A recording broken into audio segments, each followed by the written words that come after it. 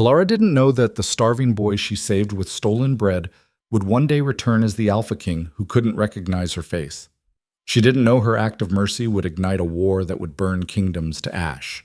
And she certainly didn't know that the carved wolf token hidden beneath her shirt would become the only proof that could save or destroy them both. This is a story of survival, betrayal, and a promise 18 years in the making.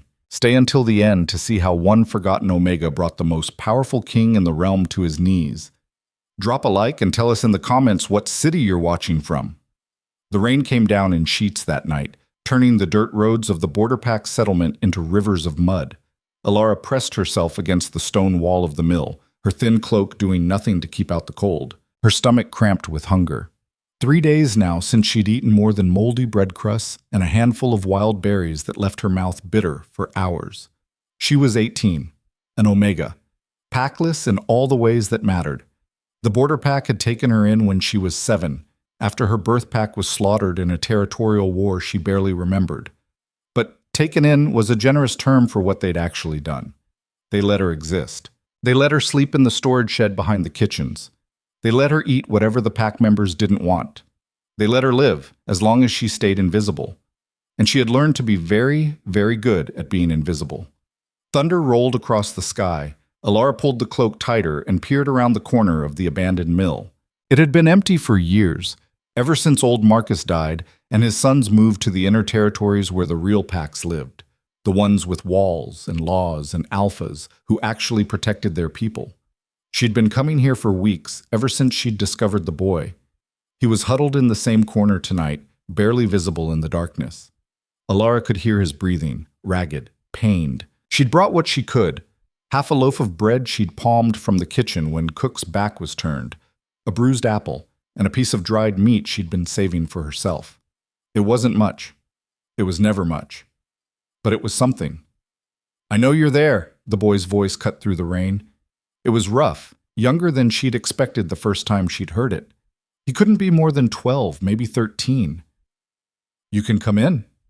Elara hesitated. Every instinct screamed at her to run. Strange boys in abandoned buildings were dangerous. Strange boys who smelled like blood in wild places were even more dangerous.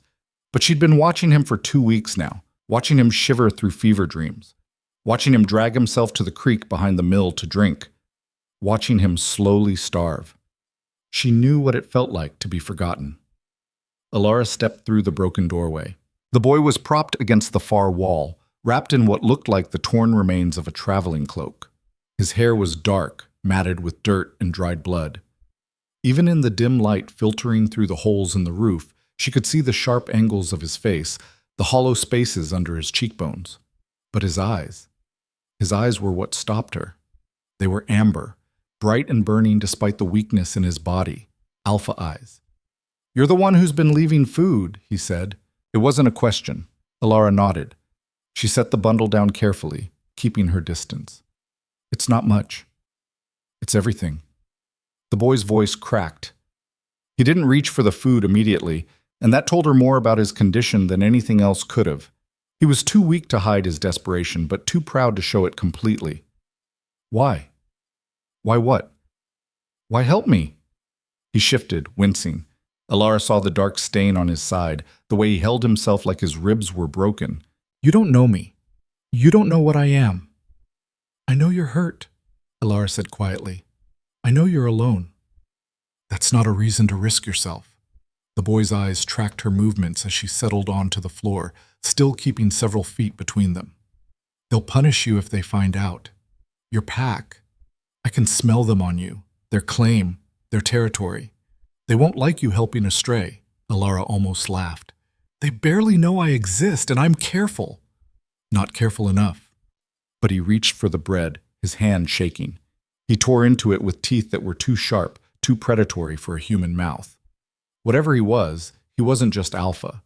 He was something more, something dangerous. "What's your name?" "Elara." "Elara." He repeated it like he was testing the weight of it. "I'm Kael." She watched him eat, forcing himself to go slow even though she could see the hunger raging in him. It was the smart thing to do. Eat too fast after starving and you'd just throw it all up again. She'd learned that lesson the hard way. "What happened to you?" she asked. Kael's jaw tightened. For a long moment she thought he wouldn't answer. Then, "My pack was challenged. We lost. The new alpha didn't want competition." He touched his side where the blood had soaked through. "He made sure I wouldn't be a problem. But you survived." "I ran." The shame in his voice was palpable. "I was supposed to die with honor. Instead, I ran like a coward." "You're 12 years old," Elara said flatly. "Running was the smart choice." 13, Kael corrected. "And alphas don't run. We fight. We lead. We protect." His hands clenched into fists. "I did none of those things." Elara understood pride. Even broken and starving, this boy carried himself like royalty. Like someone who'd been told from birth that he was meant for greatness. But she also understood survival. "You're alive," she said. "That's what matters." Kael looked at her then, really looked at her. "You're Omega." "Yes." "And they treat you like dirt." It wasn't a question, but she answered anyway. "Yes." "Then you understand." He finished the bread and started on the apple, eating around the bruise with the efficiency of someone who'd learned not to waste a single bite. Survival isn't enough, not when you've lost everything that made survival worthwhile. Elara had no answer for that. She'd never had anything to lose in the first place. They sat in silence as the rain continued to pour. The mill leaked in a dozen places, water dripping into puddles on the ancient floor. It smelled like rot and rust and old grain, but it was shelter. In the Borderpack, shelter was everything. "You can't stay here much longer," Elara said finally. "Someone will notice. Someone always notices." "I know." Kael set the apple core aside carefully, like he was saving it for later. "I need to get stronger. Then I'll move on." "Where will you go?" He smiled, and it was a terrible thing, full of pain and rage and determination that seemed too big for his young face. "Somewhere I can become what I was meant to be. Somewhere I can gain power." His amber eyes fixed on her. "And one day, I'll come back. I'll pay you back for this." "You don't owe me anything." "Yes, I do." Kael struggled to his feet, swaying slightly. He dug into the pocket of his ruined cloak and pulled out something small. When he pressed it into her palm, Elara felt smooth wood carefully carved. A wolf, no bigger than her thumb, with its head thrown back in a silent howl. "Keep this. It's a promise." "A promise of what?" "That I'll come back." His voice was steady despite the trembling in his hands. "That I'll be strong enough to protect you. That you'll never have to steal scraps or hide in the shadows again." He met her eyes. "I swear it, Elara. One day I'll return for you." The words hung in the air between them, heavy with meaning she didn't fully understand. "That's a foolish promise," she whispered. "Maybe." Kael's smile softened into something almost gentle. "But it's mine to make." Elara visited the mill every night for 2 more weeks. She brought what she could: more bread, dried fish, a blanket she'd mended from scraps. Kael grew stronger slowly, his wounds beginning to heal with the frightening speed of alpha blood. They didn't talk much. He was focused on recovery, on regaining his strength through exercises that left him sweating and shaking. But sometimes, in the quiet moments, he would tell her stories. Stories about his birth pack in the Northern Territories, where the snow fell thick and the hunts lasted for days. About his father, who'd led 300 wolves and never lost a challenge. About his mother, who'd been beautiful and fierce and had died bringing him into the world. "She was Omega too," Kael said one night, his voice distant. "My father's fated mate. The pack said I was cursed, that I'd killed her by being born, but my father never believed that. He said I was his greatest gift." Elara watched the shadows play across his face. "Do you remember her?" "No, but my father told me stories." Kael's expression hardened. "He's dead now. They're all dead. And I'm alive because I ran." "You were 13 and injured," Elara said firmly. "What did they expect you to do?" "Be alpha." He said it like it explained everything. And maybe, in his world, it did. On the 14th night, Elara arrived at the mill to find it empty. Her heart dropped. She searched every corner, called his name softly, checked the creek and the woods beyond. But Kael was gone. The only sign he'd ever been there was the blanket, folded neatly in the corner where he'd slept. and a message scratched into the dirt floor with a stick. "I'll remember, I promise." Kay. Elara stood there for a long time, clutching the carved wolf token in her hand. The mill suddenly felt enormous and empty. She'd known he would leave eventually. She'd known better than to let herself hope for anything different. But the ache in her chest felt like losing something she'd never really had. She walked back to the Borderpack compound in the rain, the wolf token pressed against her palm, hard enough to leave marks. When she reached her shed, she hid it beneath a loose board in the floor, wrapped in cloth to keep it safe. She told herself it didn't matter, that Kael was just a boy she'd helped, nothing more. That his promise was the fantasy of a child who didn't understand how the world worked. She told herself that, and she almost believed it. 18 years later, Elara wiped the sweat from her forehead and surveyed the vegetable garden she'd been tending since dawn. The Borderpack had grown in the years since Kael disappeared. New families, new structures, a proper wall around the perimeter. But her position hadn't changed. She was still Omega, still alone, still invisible. But she'd learned to survive with a different kind of strength. She kept her head down and her hands busy. She made herself useful enough that they didn't throw her out, but not so useful that anyone noticed her. She existed in the space between necessary and expendable, and she'd made peace with it. At 36, she had no mate, no prospects, and no illusions about either. "Elara!" The shout came from the main house. "Alpha Garrett wants to see you!" Her stomach clenched. Being summoned by the pack Alpha was never good. She wiped her hands on her apron and made her way to the house, keeping her eyes down as she passed other pack members. A few of them sneered. Most ignored her completely. Alpha Garrett was a massive man, all muscle and scars and barely controlled violence. He'd taken leadership of the Borderpack 10 years ago in a challenge that had left the previous Alpha dead and 3 of his supporters banished. Under his rule, the pack had become stronger, wealthier, and significantly more dangerous. Elara kept her gaze on the floor as she entered his office. "Look at me," Garrett commanded. She obeyed, meeting his eyes for exactly 2 seconds before dropping her gaze again. Respect without challenge. She'd learned the balance years ago. "There's been a summons from the capital," Garrett said, tossing a scroll onto his desk. "From the Alpha King himself." Elara's breath caught. The Alpha King was a figure of legend and terror throughout the realm. He'd appeared 18 years ago from nowhere, challenged his way through the territorial pacts, and united the fractured kingdoms under a single rule. He was ruthless, brilliant, and absolutely merciless to anyone who opposed him. And he'd summoned her? Why? She managed. Garrett's smile was cruel. He's looking for a queen. Every woman of age in every pack is to present herself at the capital within the month, including Omegas. He said the last word like it tasted bad. Apparently, our great king wants to make a show of being fair. I don't understand. You don't need to understand. You need to obey. Garrett leaned forward. You'll go with the others from our pack. You'll present yourself. And when you're dismissed, because let's be honest, no king is choosing a packless Omega, you'll come back here and continue doing whatever it is you do. It was a test. Elara could see it in his eyes.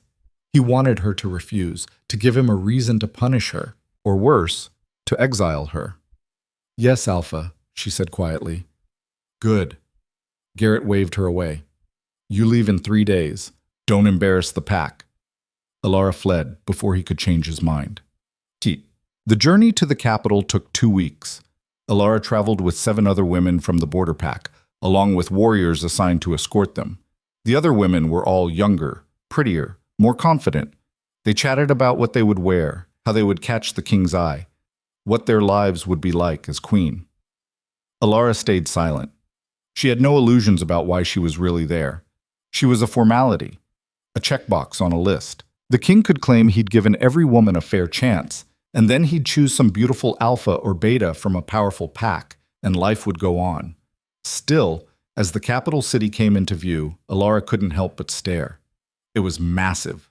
Walls that stretched higher than any building she'd ever seen, guards in gleaming armor, banners that snapped in the wind bearing the king's sigil. A wolf, mid-leap, surrounded by 7 stars. Close your mouth, Omega, one of the other women sneered. You look like a peasant. Elara said nothing. Let them have their cruelty. It cost her nothing to ignore them. They were processed at the gates, given quarters in a massive hall that had been converted into temporary housing for the candidates. Hundreds of women filled the space, maybe thousands. All ages, all ranks, all desperate for a chance at power. All except Elara, who just wanted to survive this farce and go home. The selection process was scheduled to begin in 3 days. Until then, they were free to explore the city, to make connections, to prepare. Elara used the time to find quiet places where she could breathe. On the second night, unable to sleep in the crowded hall, she slipped outside and wandered through the city streets. The capital never truly slept. There were taverns and markets and gatherings of wolves who howled at the moon in celebration. She found herself in a garden near the palace walls. It was beautiful in a wild, untamed way that reminded her of the forests near the Borderpack. She sat on a stone bench and pulled out the carved wolf token she'd kept hidden for 18 years. She didn't know why she'd brought it. Sentiment, maybe, or stupidity. That's a Northern Territory carving. Elara jumped, shoving the token back into her pocket as she spun around. A man stood in the shadows of a tree. Not just any man, she could smell the alpha power rolling off him in waves. He was tall, broad-shouldered, with dark hair and a face that would have been handsome if it weren't so cold. "I'm sorry," Elara stammered, getting to her feet. "I didn't know this was a private garden. I'll leave." "I didn't say you had to leave." The man stepped into the moonlight, and Elara's breath stopped. Amber eyes, sharp and burning and achingly familiar. No, it couldn't be. "Where did you get that token?" the man asked, his voice calm but edged with something Elara couldn't identify. "It was a gift, a long time ago." "From whom?" Elara's mind raced. This man couldn't be Kael. Kael had been a boy. Kael had been broken and starving and desperate. This man was power incarnate, radiating authority and danger in equal measure. But those eyes... "A friend," she said carefully. "Someone I helped once." The man's expression didn't change. "And this friend, did they promise to repay you?" Elara's heart hammered. "Yes." "What did they promise?" "That they'd come back strong enough to protect me." The words came out before she could stop them. "That I'd never have to hide in shadows again." For a moment, just a moment, something flickered in the man's eyes, something almost like recognition. Then it was gone. "Interesting," he said, his tone utterly neutral. "Enjoy the garden, Omega. The selection begins tomorrow. I'm sure we'll see each other again." He turned and walked away, disappearing into the shadows before Elara could find her voice. She stood there, trembling, the carved wolf burning like a brand in her pocket. It wasn't possible. The boy she'd saved couldn't be the Alpha King. Could he? What? The selection hall was a nightmare of noise and perfume and desperate ambition. 3,000 women had answered the summons. They stood in groups organized by pack and territory, each one trying to outshine the others. The Borderpack women clustered together, whispering and casting glances at the women from the wealthier inner territories. Elara stood at the back, making herself small. "Ladies!" The voice cut through the chaos like a blade. Every head turned toward the raised platform at the front of the hall. The Alpha King stood there, flanked by his advisors and guards. He wore black edged with silver, his posture relaxed but his eyes sharp as he surveyed the crowd. This was the first time most of the women had seen him in person, and the reaction was immediate. Whispers, gasps, the subtle shift of bodies trying to catch his attention. Elara stared at him and felt her world tilt. It was him. The man from the garden. The amber eyes, the dark hair, the bearing that spoke of absolute confidence. And underneath it all, buried deep but unmistakable, the shape of the boy she'd fed in an abandoned mill 18 years ago. "I'm sure you all know why you're here," the king said, his voice carrying easily across the hall. "I need a queen, someone strong enough to stand beside me, someone smart enough to rule when I cannot, someone loyal enough to be trusted with power." He paused, letting his gaze sweep across the assembled women. "You will be tested. You will compete. And at the end of this process, I will choose one of you, or none of you, if none prove worthy." His smile was sharp. "I hope, for all our sakes, that you prove me wrong about lowering my expectations." The words drew nervous laughter from some quarters, offense from others. Elara felt nothing but the weight of his gaze as it passed over her. He didn't recognize her, or if he did, he gave no sign of it. "The first trial begins now," the king continued. "You will demonstrate your value to this kingdom. Show me why you deserve to stand beside me." What followed was chaos. Women volunteered their skills, warriors demonstrated their fighting prowess, healers showed their knowledge, scholars debated policy, artists presented their work. The king watched it all with the same neutral expression, occasionally asking questions but never revealing what he thought. Elara stayed silent. What could she offer? She had no special skills, no education, no talents worth displaying. She was a gardener, a survivor, nothing more. But as the hours wore on and the demonstrations continued, she began to notice something. The king wasn't just watching the women, he was watching how they interacted with each other, how they treated the servants who brought water and food, how they responded when someone else succeeded or failed. And when a beta woman from a northern pack tripped and spilled wine across a wealthy alpha's dress, only to be met with vicious insults and threats of violence, Elara saw the king's expression darken. "Enough," he said quietly. The room fell silent. "Lady Miriam," the king addressed the alpha, who'd been screaming. "You're dismissed. Return to your pack." The woman gaped. "But I didn't. You showed me exactly what kind of queen you would be." The king's voice was ice. "I have no use for rulers who mistake cruelty for strength. Leave, now." The woman fled, her face red with shame and rage. The message was clear. The king was watching everything. The trial continued until nightfall. By the end, 200 women had been dismissed. The rest were told to return the next day. Elara made it through by virtue of being invisible. She hadn't volunteered anything, but she hadn't done anything to get herself eliminated either. As the hall emptied, she slipped toward the exit and found her path blocked by a man in expensive robes. "You're the Omega from the Borderpack," he said. It wasn't a question. Elara recognized him from the platform, one of the king's advisors. Lord Cedric, she thought, the one who'd been whispering in the king's ear throughout the trial. "Yes, my lord." "Walk with me." Again, not a question. Elara followed him into a side corridor, her instincts screaming warnings. "You're here as a formality," Lord Cedric said as they walked. "You understand that, don't you? The king will never choose an Omega, especially not one from a border pack with no family, no connections, and no value." "I understand, my lord." "Good." He stopped, turning to face her. His smile was pleasant, but his eyes were cold. "Then you also understand that the smartest thing you could do is leave. Go home. Save yourself the embarrassment of being paraded around like livestock." Elara met his gaze. "The king summoned all women.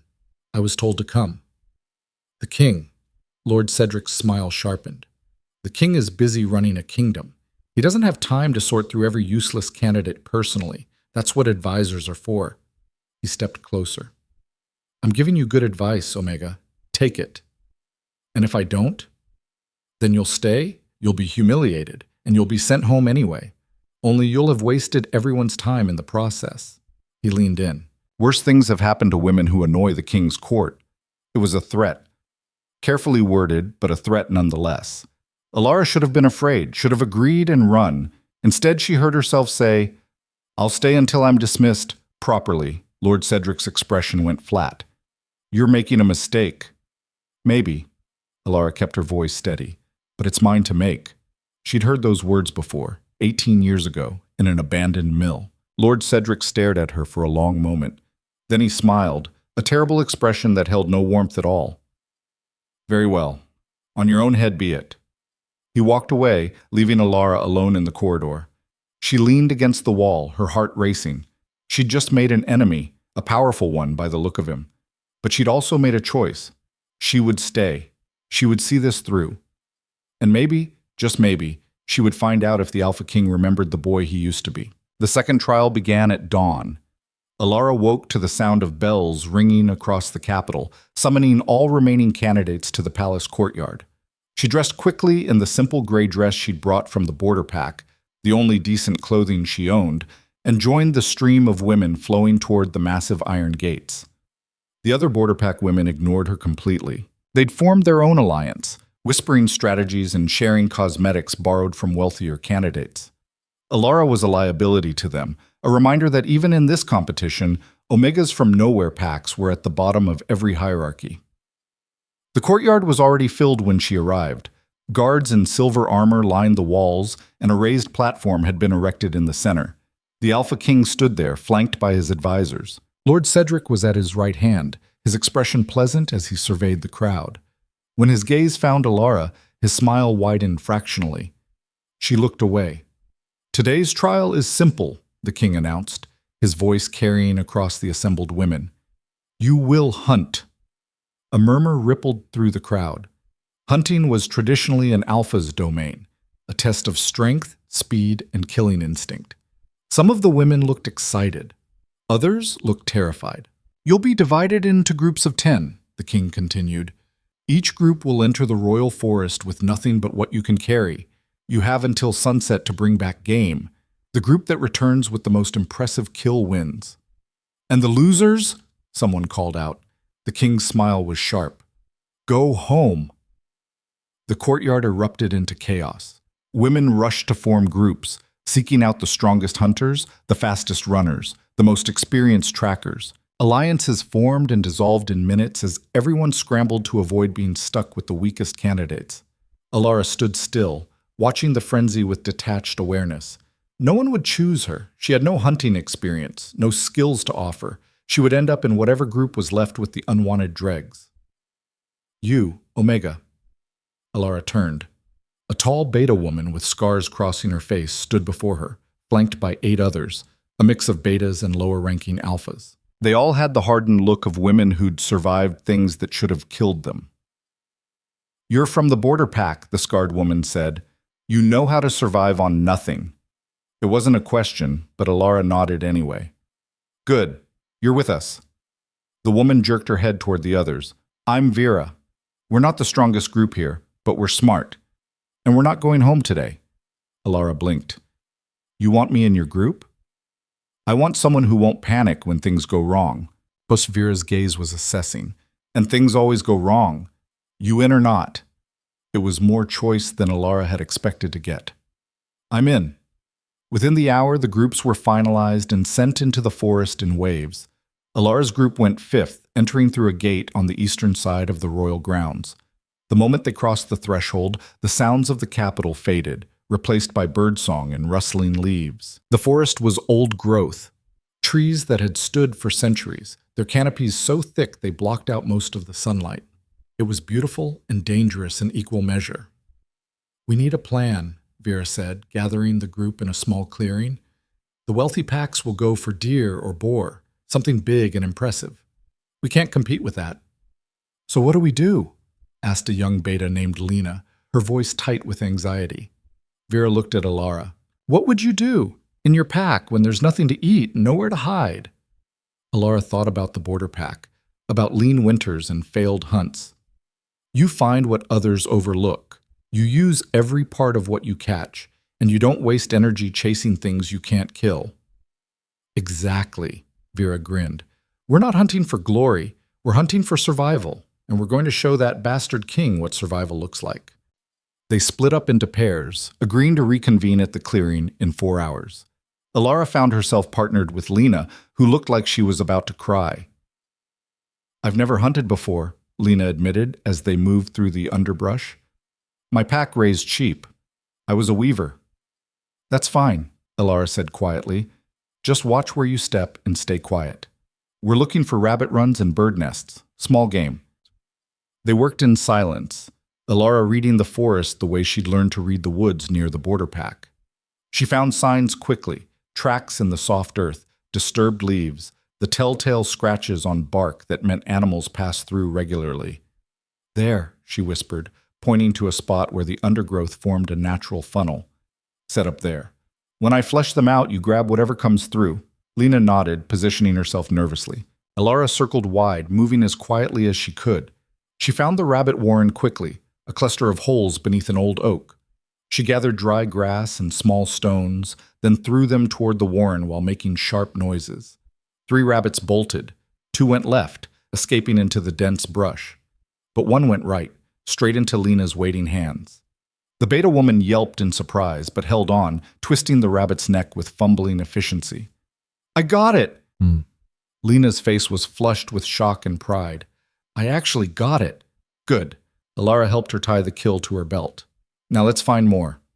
By the time they returned to the clearing, they'd caught 4 rabbits and a pheasant. It wasn't impressive by noble standards, but it was honest work. The rest of the group had similar success. Vera had caught a fox. 2 others had netted a clutch of quail. Another pair brought back fish from a stream. It's not much, Vera said, surveying their collective haul. But it's something. It's smart, Elara said. We can present it as versatility. Multiple sources of food means more options for survival. Vera's eyes sharpened. That's good. That's the angle we use. She looked around at the group. Everyone understand?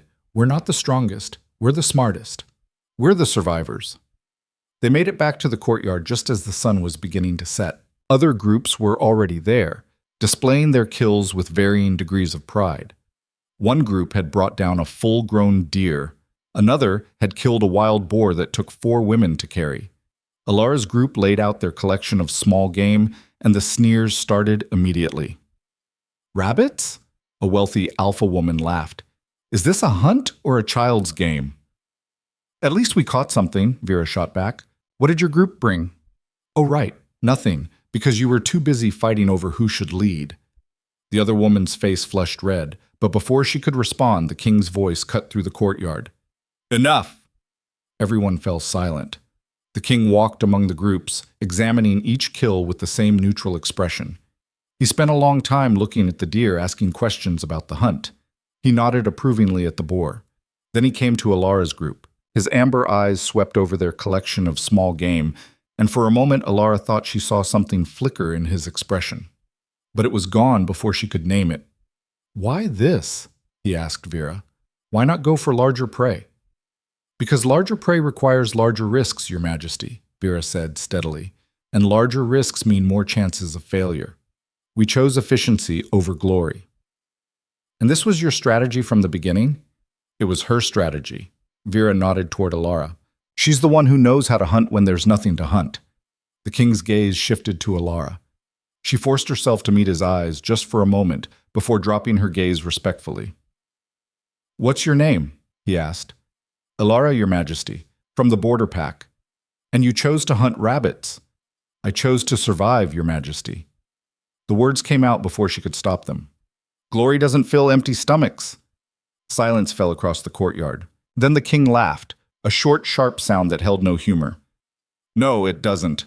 He turned to address the entire assembly. 5 groups will advance, the rest will leave in the morning. He named the groups. The deer hunters, the boar team, 3 others who'd brought back impressive kills, and then the rabbit hunters.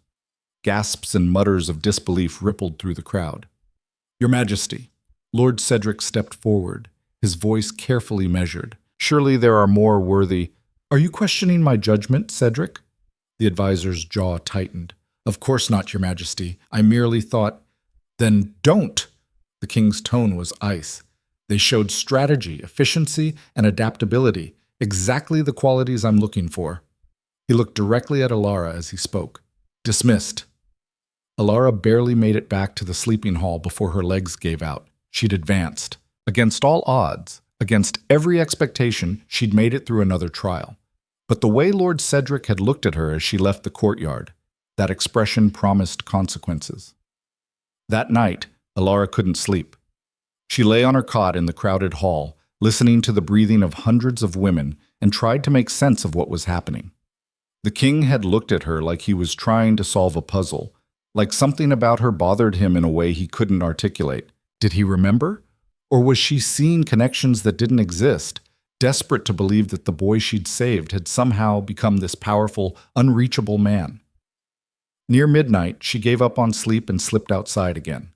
The garden where she'd met the king before was locked, but she found another one, smaller, wilder, tucked behind the servants' quarters. She sat on a stone wall and pulled out the carved wolf token. In the moonlight, she could see every detail of the carving, the careful curve of the wolf's spine, the texture of its fur, the way its head was thrown back in a howl that seemed to echo with longing. Kael had made this. The boy with amber eyes and too much pride had carved this with shaking, injured hands. "You shouldn't be out here alone." Elara jerked, nearly dropping the token. She spun around to find a young guard watching her from the shadows. He was barely 20, with kind eyes and nervous energy. "I'm sorry," Elara said quickly. "I couldn't sleep. I'll go back." "Wait." The guard held up a hand. "You're one of the candidates, right? The Omega who hunted rabbits?" Elara nodded warily. The guard's expression softened. "My mother was Omega. She died when I was young. The pack blamed her for being weak." He looked away. "I joined the Royal Guard because the king doesn't care about rankings. He cares about skill, about loyalty." "Why are you telling me this?" "Because you should be careful."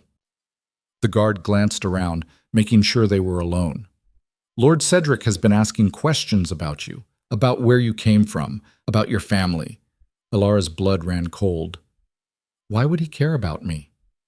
"I don't know, but he's not a good man to have as an enemy." The guard met her eyes. "Watch yourself. And don't trust anyone in the king's court. They all want something." He disappeared back into the shadows before Elara could respond. She sat there for a long time, the wolf token clutched in her hand, trying to ignore the fear crawling up her spine. The third trial was announced the next morning. "You will govern," the king declared from his platform. "Each group will be given a scenario, a crisis that requires immediate decision-making. You will work together to solve it. You have 2 hours." The scenarios were brutal: disease outbreaks, famine, invasion, border disputes that could spark wars. Each one was designed to test not just intelligence, but character. Elara's group received their scenario from a grim-faced administrator. A plague had struck a border village. Resources were limited.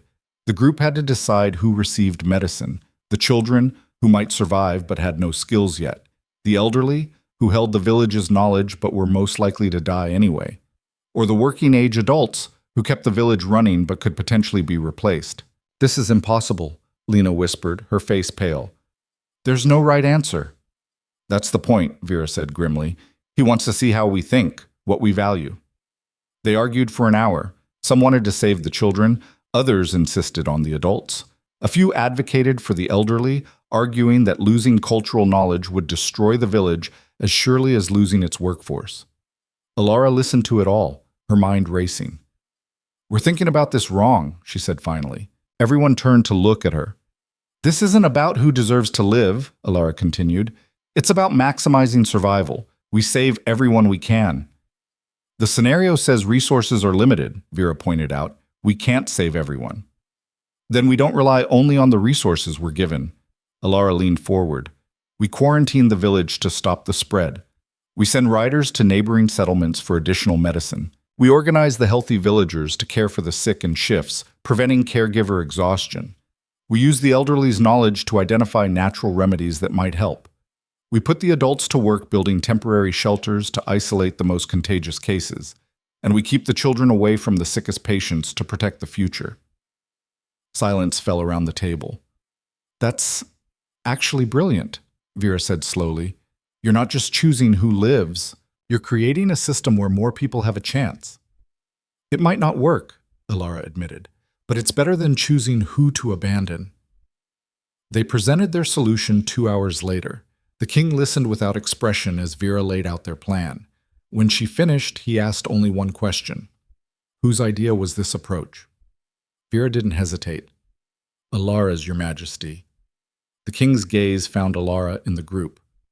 "Step forward." Elara's heart hammered as she moved to the front. Around her, she could feel the other candidates watching, judging. "You chose to save everyone," the king said. "I chose to try, Your Majesty." "Even knowing you might save no one?" "Even then." Elara met his eyes. "Because the alternative is choosing who dies, and I don't believe anyone should have that power." Something flickered in the king's expression, so fast she almost missed it. Pain, recognition, something human beneath the crown and the authority. Then it was gone. "Interesting," he said. "Dismissed." That night, the attacks began. Elara woke to the smell of smoke. She bolted upright to find flames licking at the edge of her cot. Someone screamed. Women scrambled for the exits as fire spread through the hall with terrifying speed. Elara grabbed her small pack, the only possession she had, and ran for the door. The heat was intense, the smoke choking. She could hear crying, shouting, the crack of burning wood. She made it outside and collapsed on the grass, coughing. Behind her, the sleeping hall burned. Guards rushed to fight the fire with buckets and water magic, but it was too late. The building was lost. Miraculously, everyone had made it out alive, though several women had burns and smoke inhalation. "How did this start?" the king demanded, appearing in his nightclothes with a sword strapped to his back. No one had answers. The guards searched the wreckage and found an oil lamp, tipped over near where the fire had started, near where Elara's cot had been. "An accident," Lord Cedric declared, appearing at the king's shoulder. "Tragic. But these things happen when you house so many women in one place." But Elara had seen the lamp before she'd gone to sleep. It had been across the room, safely away from anything flammable. Someone had moved it, deliberately. The king's jaw tightened. "Find temporary housing for the remaining candidates and increase the guard. I won't have any more accidents." Elara caught his eye for just a moment. She thought she saw concern there, real, genuine concern. Then Lord Cedric stepped between them, blocking her view. "Come along, Omega," he said pleasantly. "Let's find you somewhere safe to sleep." The threat in his voice was unmistakable. Elara was moved to a small room in the servants' quarters, alone, ostensibly for her safety, but the door locked from the outside, and the single window was barred. She was trapped. 2 days passed. Food came 3 times a day, delivered by silent servants who wouldn't meet her eyes. She was told the trials were continuing without her, that she would be brought out for the next phase. But as the hours dragged on, Elara realized the truth. She was being erased, quietly removed from the competition without the king's knowledge. On the 3rd night, the door opened. Lord Cedric stood in the hallway, flanked by 2 guards. His smile was kind. His eyes were empty. "Elara," he said warmly, "I'm afraid there's been a complication." She stood, her back against the far wall. "What kind of complication?" "Your pack has withdrawn you from the selection." Cedric produced a scroll, sealed with what looked like Alpha Garrett's mark. "They've decided you're needed back home. You'll be escorted back to the Borderpack tomorrow morning." It was a lie. Elara could see it in every line of his body, hear it in the false sympathy in his voice. "I want to speak to the king," she said. "The king is occupied with matters of state. He has no time for individual candidates." Cedric stepped into the room. "You should be grateful, really. You've lasted longer than anyone expected. Go home with dignity while you still can." "And if I refuse?" Cedric's smile widened. "Then I'll have you removed by force, and I'll make sure everyone knows you tried to seduce the king to advance in the competition. Your pack will disown you. You'll be packless, Omega and alone with nowhere to go." He leaned closer. "Is that really what you want?" Elara's mind raced. She had no allies here, no power, no proof of what Cedric was doing, but she had survived worse than this. "I'll go," she said quietly, "but I want to collect my belongings first." "Of course," Cedric gestured magnanimously. "You have until dawn." He left, locking the door behind him. Elara waited until his footsteps faded, then moved to the window. The bars were solid iron, but the frame itself was old wood. She worked at it with her fingers, then with the edge of her belt buckle, slowly loosening the nails that held it in place. It took hours. Her fingers bled. Her shoulders screamed. But finally, just before dawn, the frame came loose enough for her to squeeze through. She dropped into the courtyard below, landing hard on her shoulder. Pain shot through her, but she forced herself up and ran.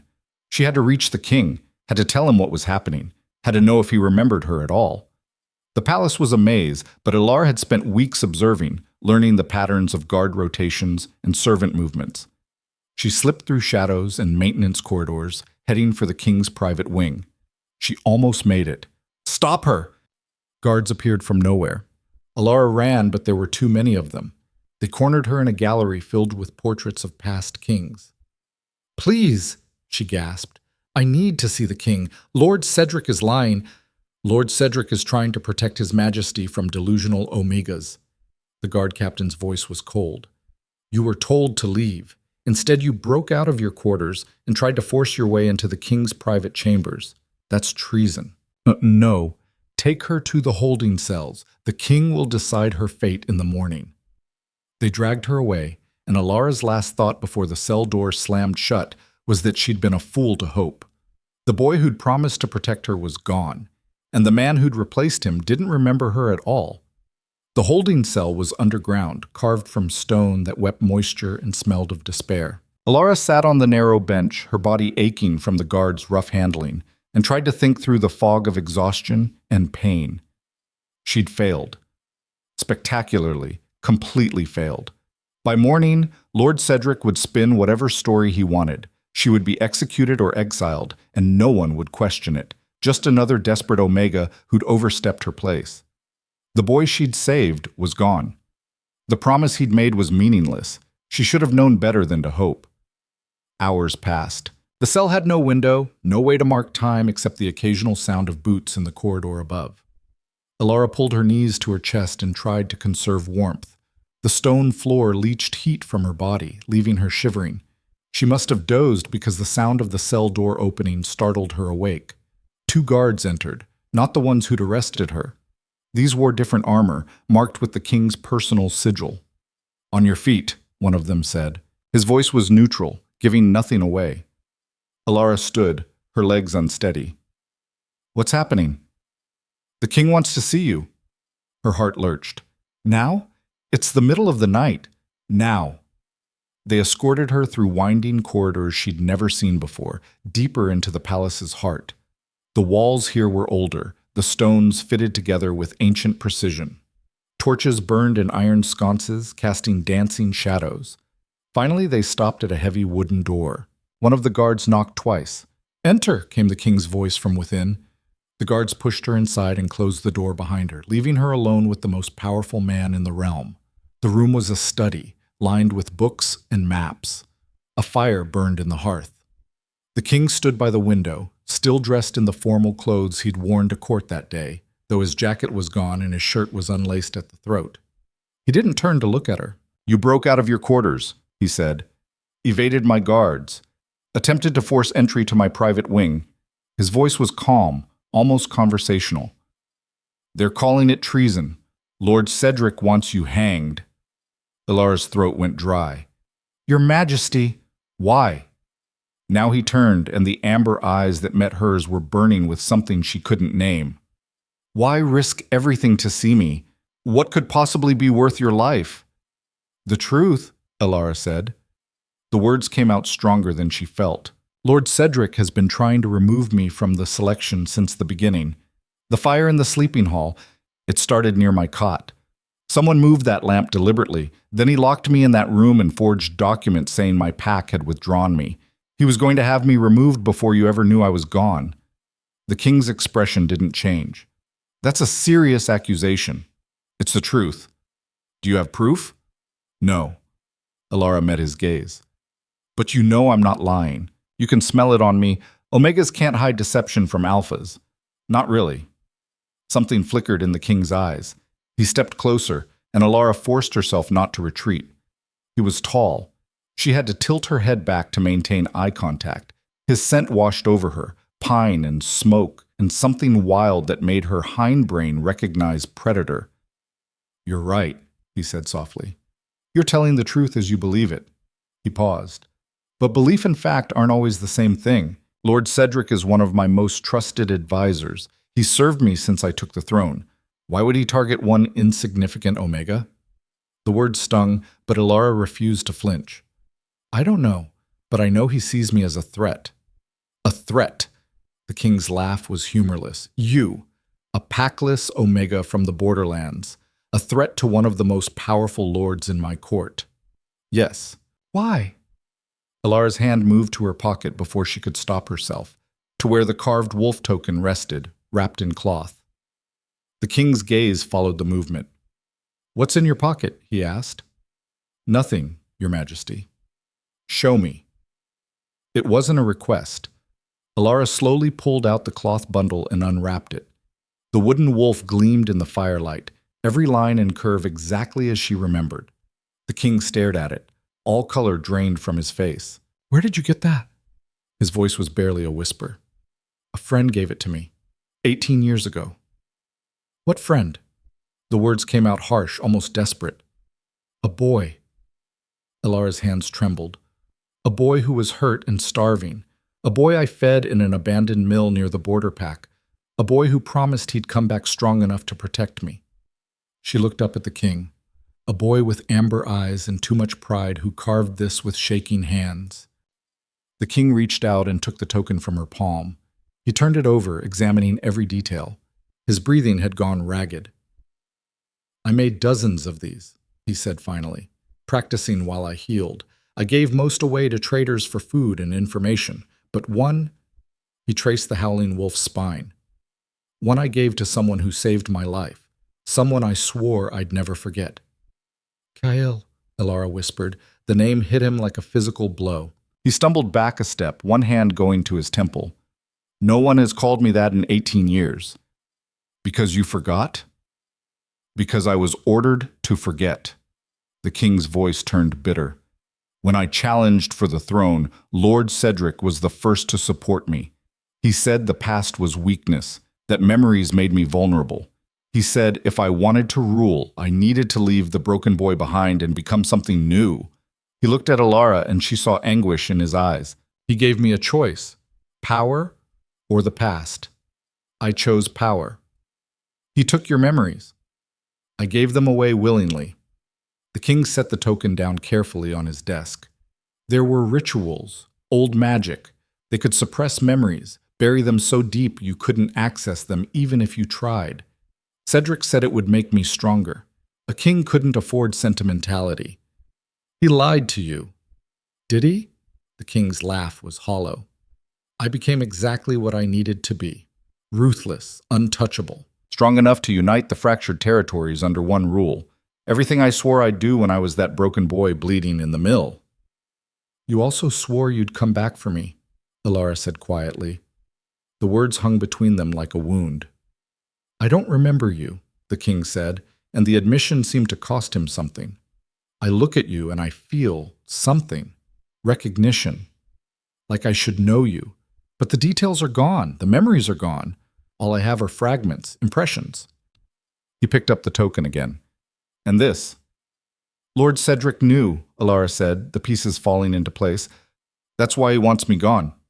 Because if you see me, if you remember, I lose control. The king's eyes hardened, and Cedric loses his hold on me. How long has he been controlling you? 18 years.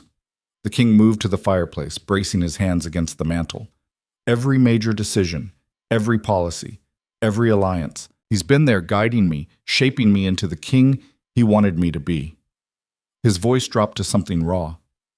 I thought he was my advisor, my friend, but he's been my puppet master. Elara moved closer, careful not to startle him. The memories? Can they be restored?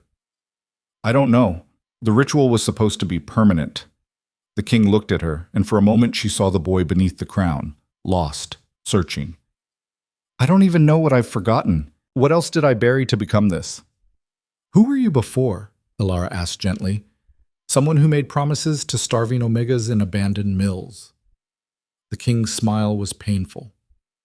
Someone who thought courage and determination were enough to change the world. He shook his head. That boy was naive, foolish. That boy survived impossible odds, Elara countered. That boy kept his promise, even if he doesn't remember making it. You summoned every woman in the realm. You gave even packless omegas a chance. Maybe you don't remember why, but some part of you was still searching. The king stared at her. You think I called this selection because of you? I think you called it because some buried part of you remembered making a promise. And you're not the kind of person who breaks promises. You don't know me. I knew the boy you were, and I see echoes of him in the man you became. Elara stepped closer. You value strategy over glory. You dismiss candidates who show cruelty. You reward intelligence and adaptability. Those aren't the values Cedric taught you. Those are the values that kept a 13-year-old boy alive in the wilderness. The king closed his eyes. When he opened them again, they were wet. If what you're saying is true, if Cedric has been manipulating me for 18 years, then everything I've built is a lie. No, Elara said firmly. Everything you've built is yours. Your strength, your intelligence, your determination. Cedric may have tried to shape you, but the core of who you are, that's all you. How can you possibly know that? Because the boy I saved would never have become someone cruel. He had too much honor, too much heart. She held his gaze. And the man standing in front of me chose to advance the rabbit hunters when everyone expected him to dismiss them. That wasn't Cedric's choice. That was yours. The king let out a shaking breath. What do I do now? Before Elara could answer, the door burst open. Lord Cedric stood in the doorway, flanked by a dozen guards. His pleasant mask was gone, replaced by cold fury. Step away from the king, he ordered Elara. Cedric. The king's voice was ice. I didn't summon you. Your guards reported that you'd called for the prisoner. Cedric's gaze flicked between them, calculating. I came to ensure your safety, Your Majesty. This Omega is clearly unstable. Breaking out of confinement, forcing her way to your private quarters. She could be an assassin. She's not an assassin. You can't know that. Cedric moved into the room. She's been filling your head with lies, hasn't she?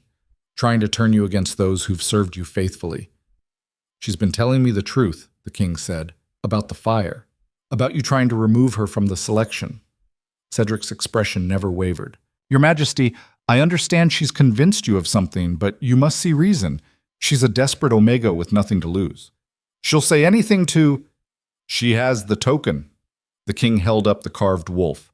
The one I gave to the girl who saved my life 18 years ago. Silence fell across the room. Cedric stared at the token, and for just a moment, Elara saw something like fear in his eyes. Then it was gone, replaced by smooth concern. Your Majesty, he said carefully, those tokens were common. You made dozens. I know what I made. The king's voice was steel. And I know there was one that was different, one that was special, one that I gave to someone I swore never to forget. He looked at Cedric, someone you made sure I did forget. The ritual was your choice, Cedric said. You wanted to be free of the past, free of weakness. You convinced me it was weakness. The king's power rolled through the room like thunder. You took a broken boy and made him believe that caring about anything was a liability, that promises were chains, that the only thing that mattered was power. And look what you became. Cedric spread his hands. The strongest king in 3 generations, a united realm, territories that feared and respected you. I gave you everything you wanted. You gave me what you wanted, the king shot back. A puppet you could control, a weapon you could aim. Did you even support my challenge for the throne because you believed in me, or because you saw an opportunity? Cedric's mask finally cracked. Does it matter? You won. You rule. Everything you have, because I made it possible. Everything I have is built on lies and stolen memories. Stolen? Cedric laughed, harsh and ugly. You gave them freely. You were so eager to become powerful, to prove you weren't weak anymore. I simply showed you the path. And now I'm taking it back. The king straightened. All of it, starting with my memories. That's not possible, Cedric said flatly. The ritual can't be undone. Then I'll find another way. The king looked at Elara.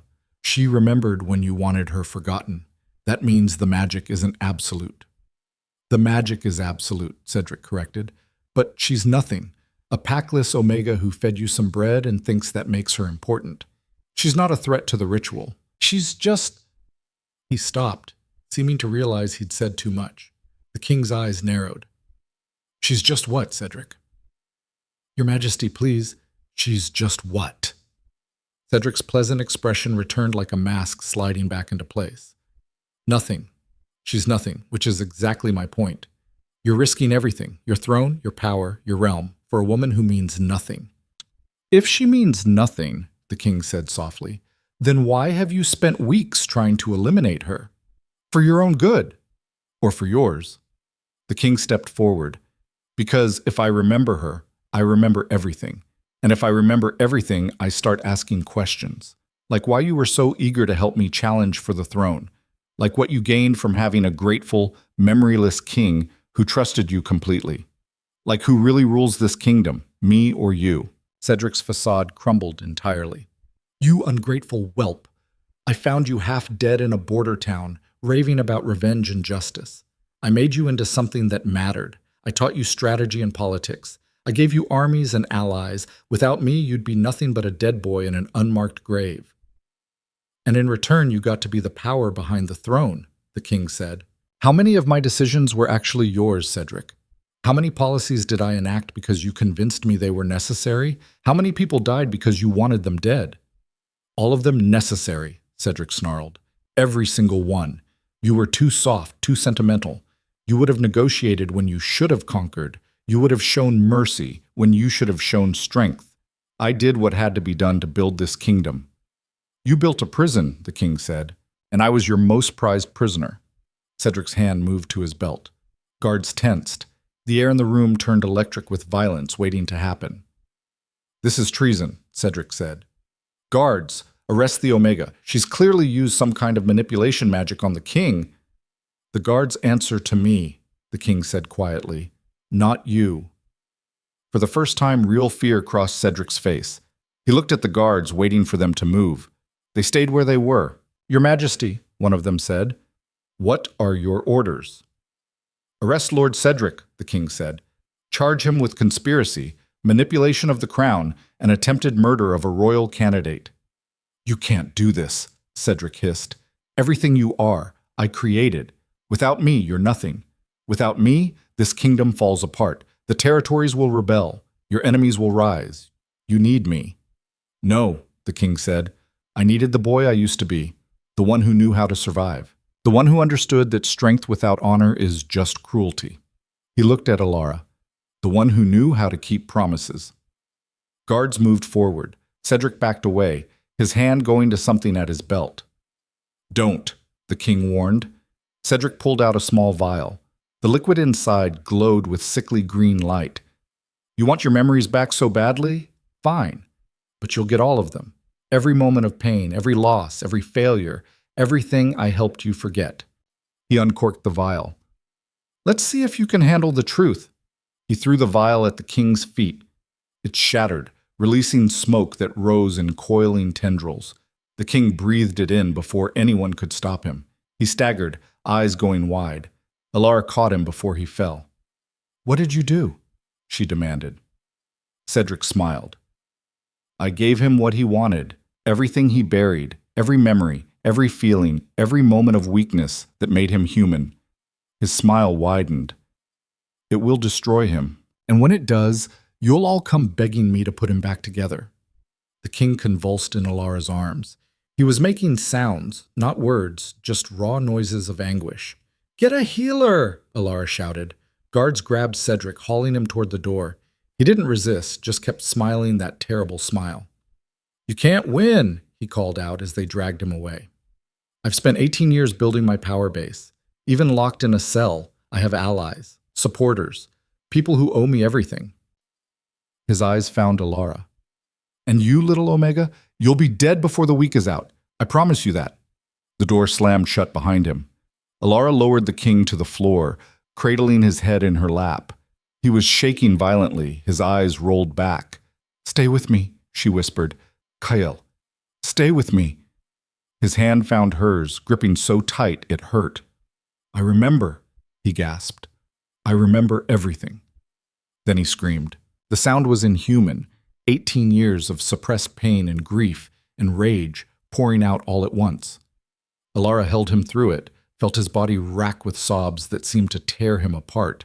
She saw flashes of what he was experiencing reflected in his eyes, memories playing out in rapid succession.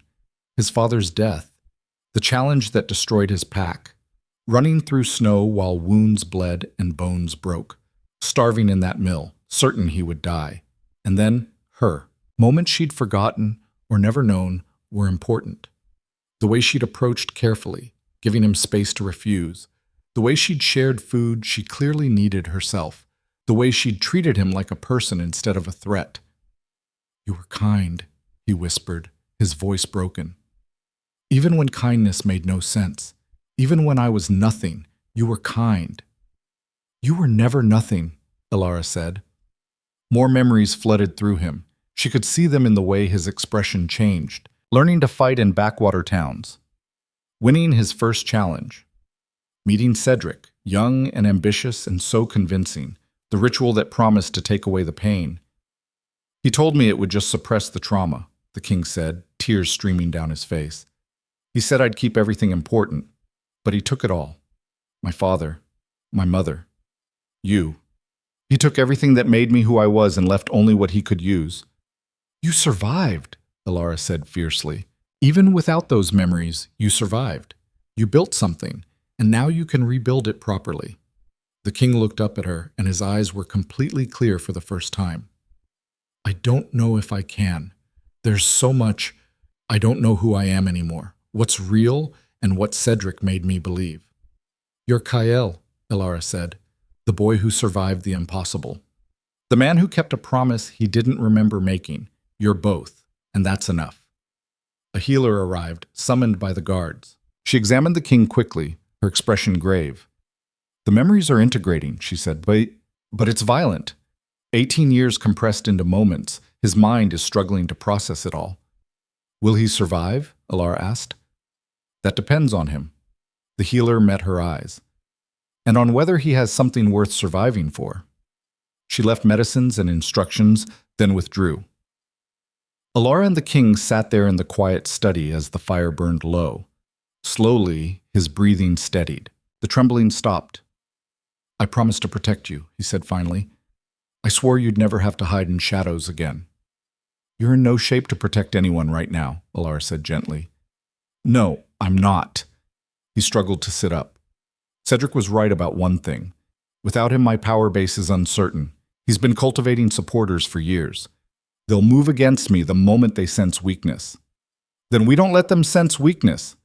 The king laughed, raw but genuine. We?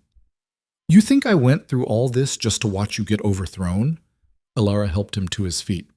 I didn't survive 18 years in the Borderpack by giving up when things got hard.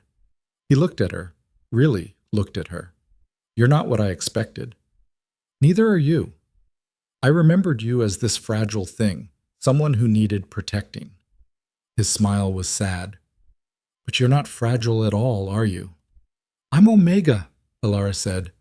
Fragile is a luxury I never had. The king reached out and touched the side of her face, gentle, despite the calluses on his palm. I don't deserve your help. Probably not, Elara agreed. But I'm not doing this because you deserve it. I'm doing it because you made me a promise. And I keep my promises too. A knock on the door interrupted them. A guard entered, his expression urgent. Your Majesty, Lord Cedric's supporters are gathering. They're demanding his release and your abdication. How many?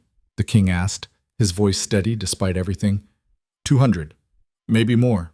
Lord Vane is leading them. The king's jaw tightened. Vane. Of course. He's been Cedric's creature since the beginning. He looked at Elara. This is it. If I can't hold the throne now, I lose everything. Then we make sure you hold it, Elara said. How? I can barely stand. My memories are a mess. Half my court wants me dead. The king's laugh was bitter. What can we possibly do? Elara thought about the Borderpack, about surviving when survival should have been impossible, about finding strength in places no one thought to look. We do what you should have done from the beginning, she said. We tell the truth. The king stared at her. The truth will destroy me. A king who gave away his memories? Who let himself be manipulated for 18 years? That's not strength. That's weakness.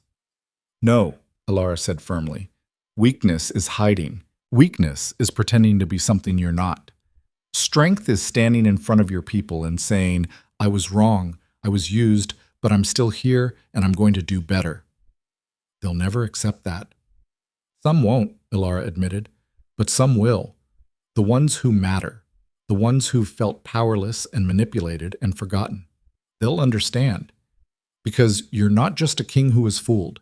You're proof that even the most powerful can be vulnerable. And that vulnerability doesn't mean defeat. The king was silent for a long moment.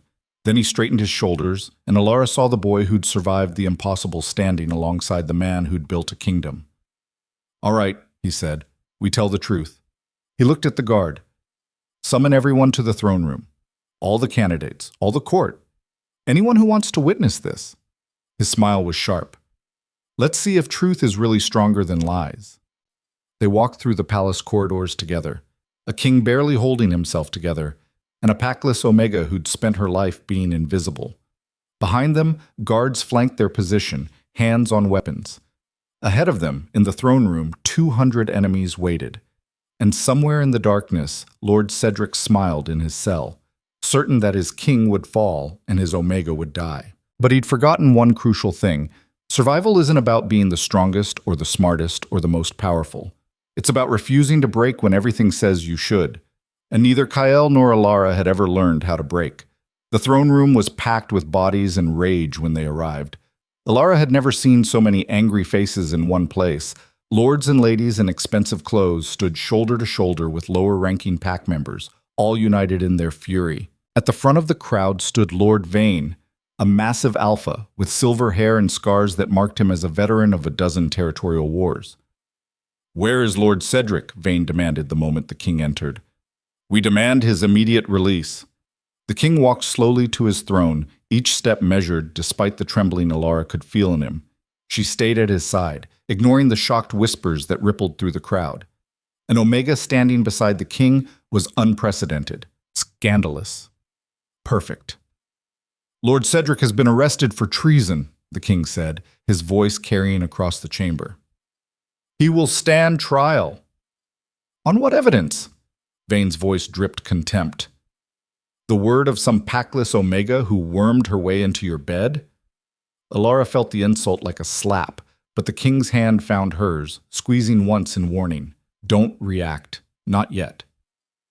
"On the evidence of 18 years of manipulation," the king said, "and my own memories, recently restored." That caused a stir. Memories couldn't be restored. Everyone knew that. Once given to a suppression ritual, they were gone forever. "Impossible," Vane said. "You're clearly unwell, Your Majesty. Perhaps the strain of choosing a queen has—" "I'm not unwell." The king's power rolled through the room like a physical wave. Several people stumbled. "I'm awake. For the first time in 18 years, I'm completely awake, and I see exactly what's been done to me." "Your Majesty," woman's voice cut through the murmurs. Lady Helena, one of the wealthier candidates, stepped forward. "If Lord Cedric truly committed treason, surely you have proof beyond your word." "I have my memories," the king said. "Memories can be false," Helena countered, "especially if they've been magically tampered with. For all we know, the Omega used some kind of manipulation to plant false memories. It's exactly the kind of thing a desperate candidate would do." The accusation was clever. It shifted blame from Cedric to Elara, while making the king seem like a victim rather than a fool. Elara felt the mood in the room shift. People who'd been uncertain now nodded in agreement. Yes, that made sense. The Omega had done something to their king. "I haven't manipulated anyone," Elara said quietly. "Then explain how the king's memories were suddenly restored," Helena said. "Explain how you went from a nobody to standing beside the throne in a matter of weeks." "I fed him when he was starving," Elara said. 18 years ago, before any of you knew his name, before he was king, when he was just a boy bleeding out in an abandoned mill." Silence fell. "Lies," Vane said, but his voice lacked conviction. "No." The king pulled out the carved wolf token and held it up for everyone to see. "Truth. I made this when I was 13 years old. I gave it to the girl who saved my life, the girl I promised to return to when I was strong enough." He looked at Elara. "The girl I forgot because Lord Cedric convinced me that caring about anyone was weakness." "You chose to forget," Vane said. "You wanted power more than sentiment. That's not Cedric's fault." "You're right," the king said, and the admission shocked everyone. "I did choose. I was young and angry and desperate to become strong enough that no one could ever hurt me again. Cedric offered me a way to do that, and I took it." His voice hardened. "But he didn't tell me the whole truth. He didn't tell me the ritual would take everything, not just the pain, but the joy. Not just the trauma, but the reasons I survived in the first place. He made me into a weapon and pretended it was freedom." "Even if that's true," Helena said, It doesn't prove Lord Cedric committed treason. It proves you made a choice you regret. He tried to kill her, the king said flatly. Multiple times. The fire that destroyed the candidate's sleeping hall? It started at her cot. The forced withdrawal from the selection? Forged documents. He's been systematically trying to eliminate her since the moment he realized she might help me remember. Because she's dangerous, Vane stepped forward. An Omega with this kind of influence over you is exactly what our enemies would use.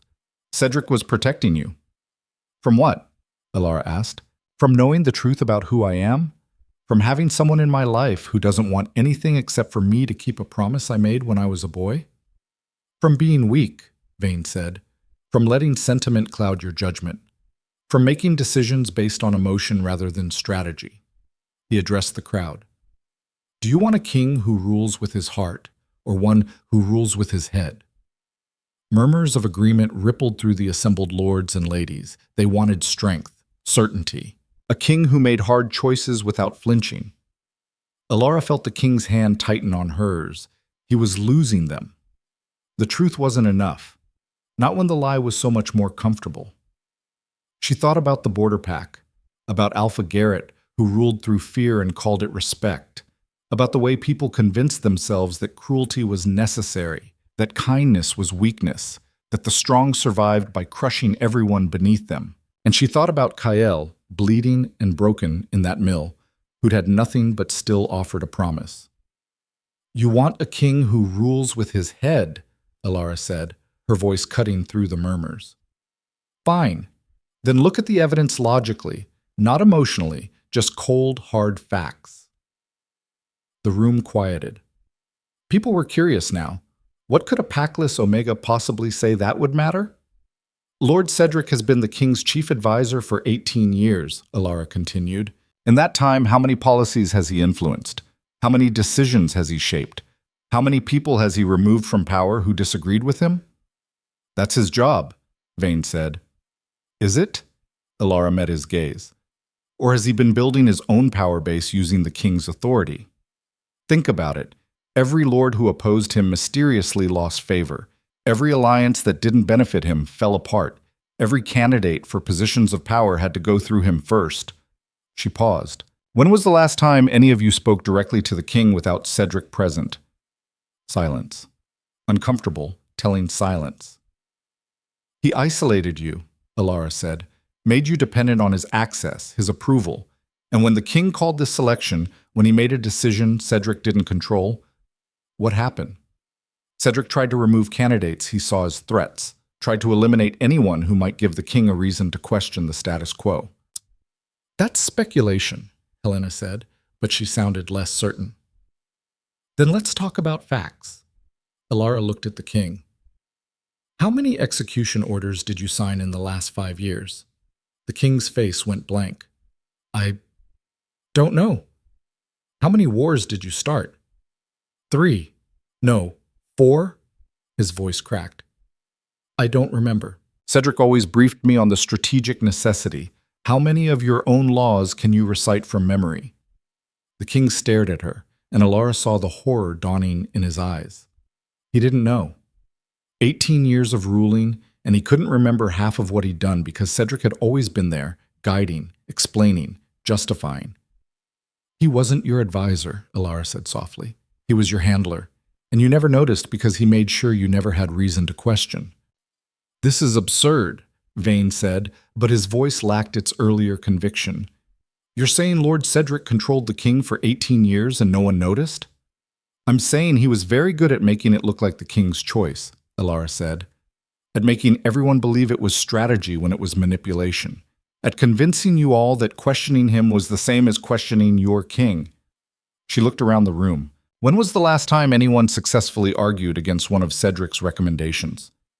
More silence. Longer this time.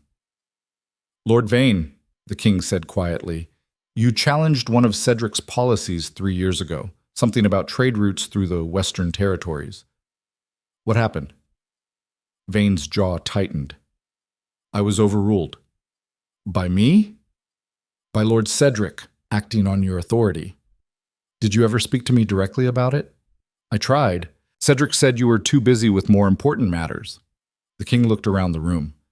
How many of you have similar stories? How many times have you tried to reach me and been blocked by Cedric? Hands started to rise, slowly at first, then more quickly. 12, 24, half the room. He said it was protocol, someone called out. That all requests had to go through him first. He said the king trusted his judgment completely, another voice added. He said questioning him was questioning the throne, a third person said, anger creeping into their tone. The mood in the room was shifting. People were starting to remember, starting to see the pattern.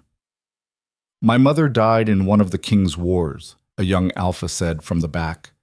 I asked Lord Cedric why we were fighting. He said it was necessary for the realm's security.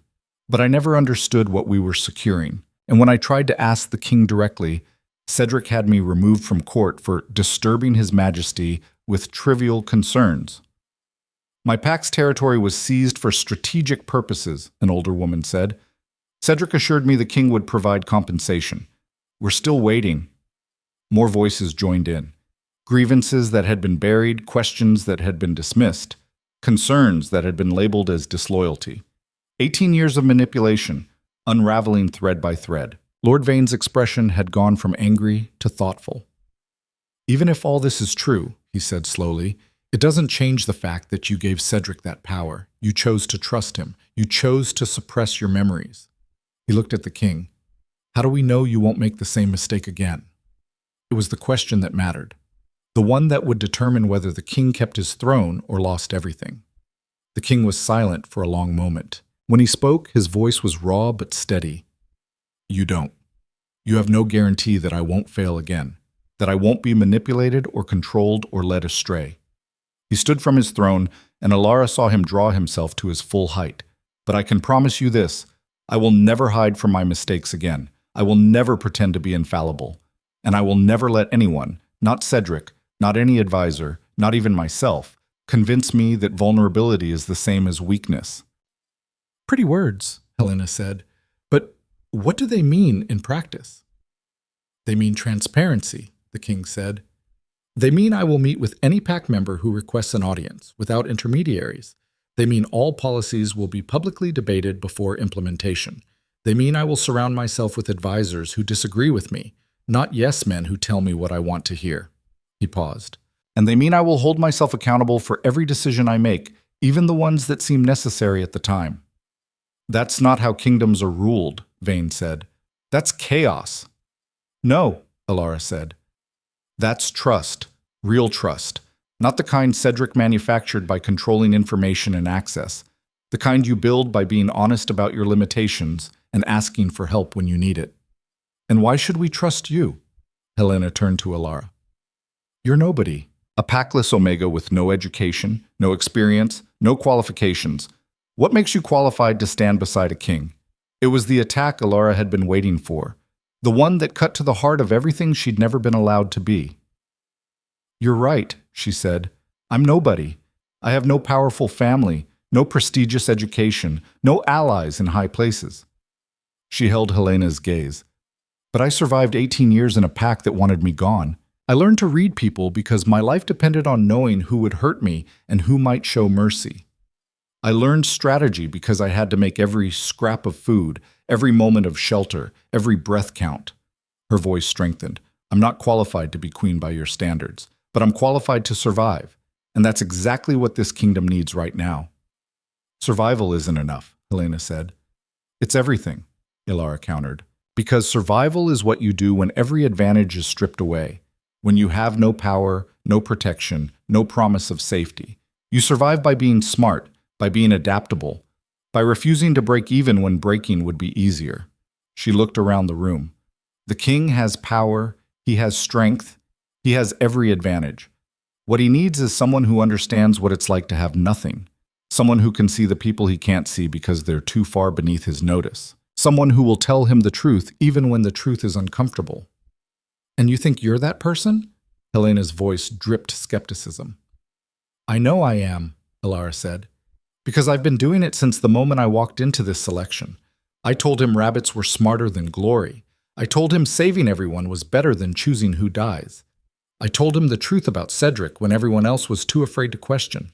She smiled, sharp and fearless. And I'll keep telling him the truth, whether I'm standing beside his throne or back in the Borderpack digging in the dirt, because that's what you do when you make a promise. The room was absolutely silent. Then someone started clapping. It was Vera, the scarred beta from the hunting trial. She stood in the middle of the crowd, applauding slowly, deliberately. I don't care about politics, Vera called out. I don't care about who has power or who wants it, but I know what it looks like when someone stands up and refuses to back down. And I've seen exactly 2 people in this whole circus who have that kind of spine. She looked between the king and Elara. If they're lying, they're the best liars I've ever seen. And if they're telling the truth, they're exactly what we need. Lena joined the applause. Then others from Elara's hunting group. Then pack members who'd been silenced by Cedric. Then wolves who were tired of being afraid to question. The clapping spread like wildfire. Lord Vane watched it happen, his expression unreadable. Finally, he turned to the king. If we do this, he said, if we support you, what happens to Lord Cedric? He stands trial, the king said, publicly, with full transparency. Every charge will be examined, every piece of evidence presented, and the council will vote on his guilt or innocence. The council he helped choose, someone pointed out. Then we choose new council members, the king said, representatives from every pack, every territory, people who weren't part of Cedric's network. That will take months, Vane said. Then it takes months. The king's voice was firm. I'd rather do this slowly and correctly than quickly and wrong. Vane studied him for a long moment. Then, surprisingly, he smiled. You really have changed. He looked at Elara. Or maybe you just remembered who you were supposed to be. He turned to address the crowd. I support the king, not because he's perfect, not because he hasn't made mistakes, but because he's willing to admit them. And that's something we haven't seen in a ruler in a very long time. The tide had fully turned. People were nodding, murmuring agreement.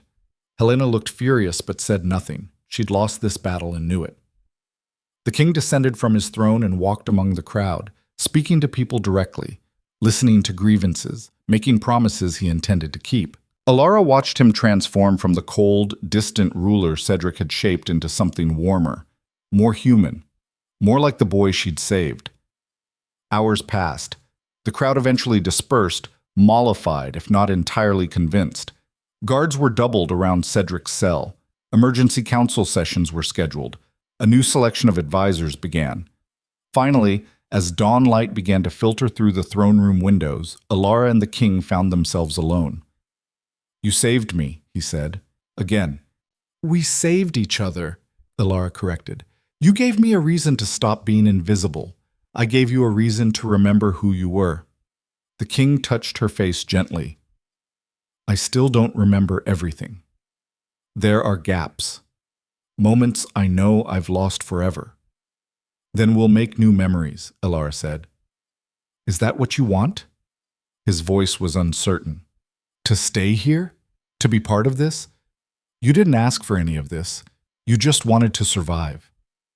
Elara thought about the Borderpack, about the shed where she'd slept for 18 years, about the life of quiet invisibility she'd carved out for herself. And she thought about standing in the throne room, speaking truth to power, refusing to break. I want to finish what we started, she said. You made me a promise 18 years ago. You said I'd never have to hide in shadows again. I want to hold you to that. The king smiled, the first truly genuine smile she'd seen from him. I keep my promises. I know you do. Even if it means making you queen, Elara's breath caught. I'm not. You're exactly what this kingdom needs, the king said. You're exactly what I need. Someone who sees clearly, someone who won't let me hide from hard truths, someone who survived impossible odds and came out stronger. He took her hands. I'm not asking you to be a decorative consort. I'm asking you to be my partner, my conscience, the person who reminds me that power without compassion is just tyranny. People will object, Elara said. I'm Omega. I'm packless. I have no training for this. I was a broken boy from a dead pack, the king countered, and I became this. If I can do it, so can you. If you want to. Elara looked into his amber eyes and saw the boy from the mill and the king from the throne existing in the same person, flawed, complicated, real. "Yes," she said, "I want to." The king kissed her then, soft and careful, like she was something precious he'd nearly lost.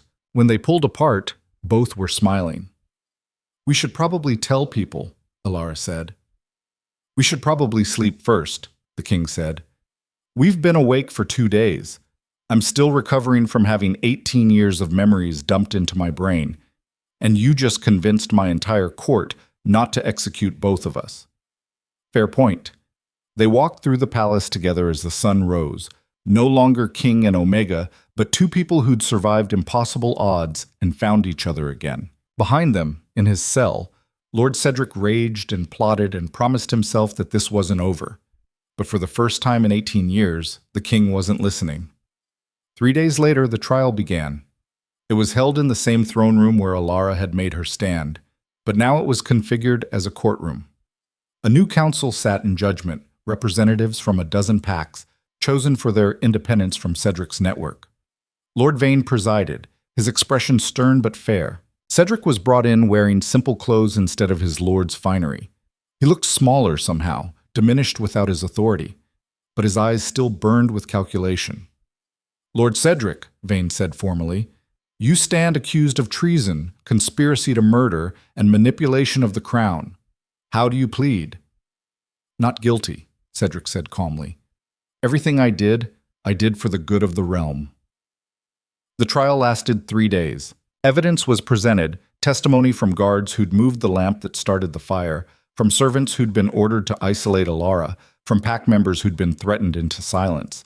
The king testified about the ritual, about the memories that had been taken, about the 18 years of decisions he couldn't fully remember making. Cedric defended himself brilliantly.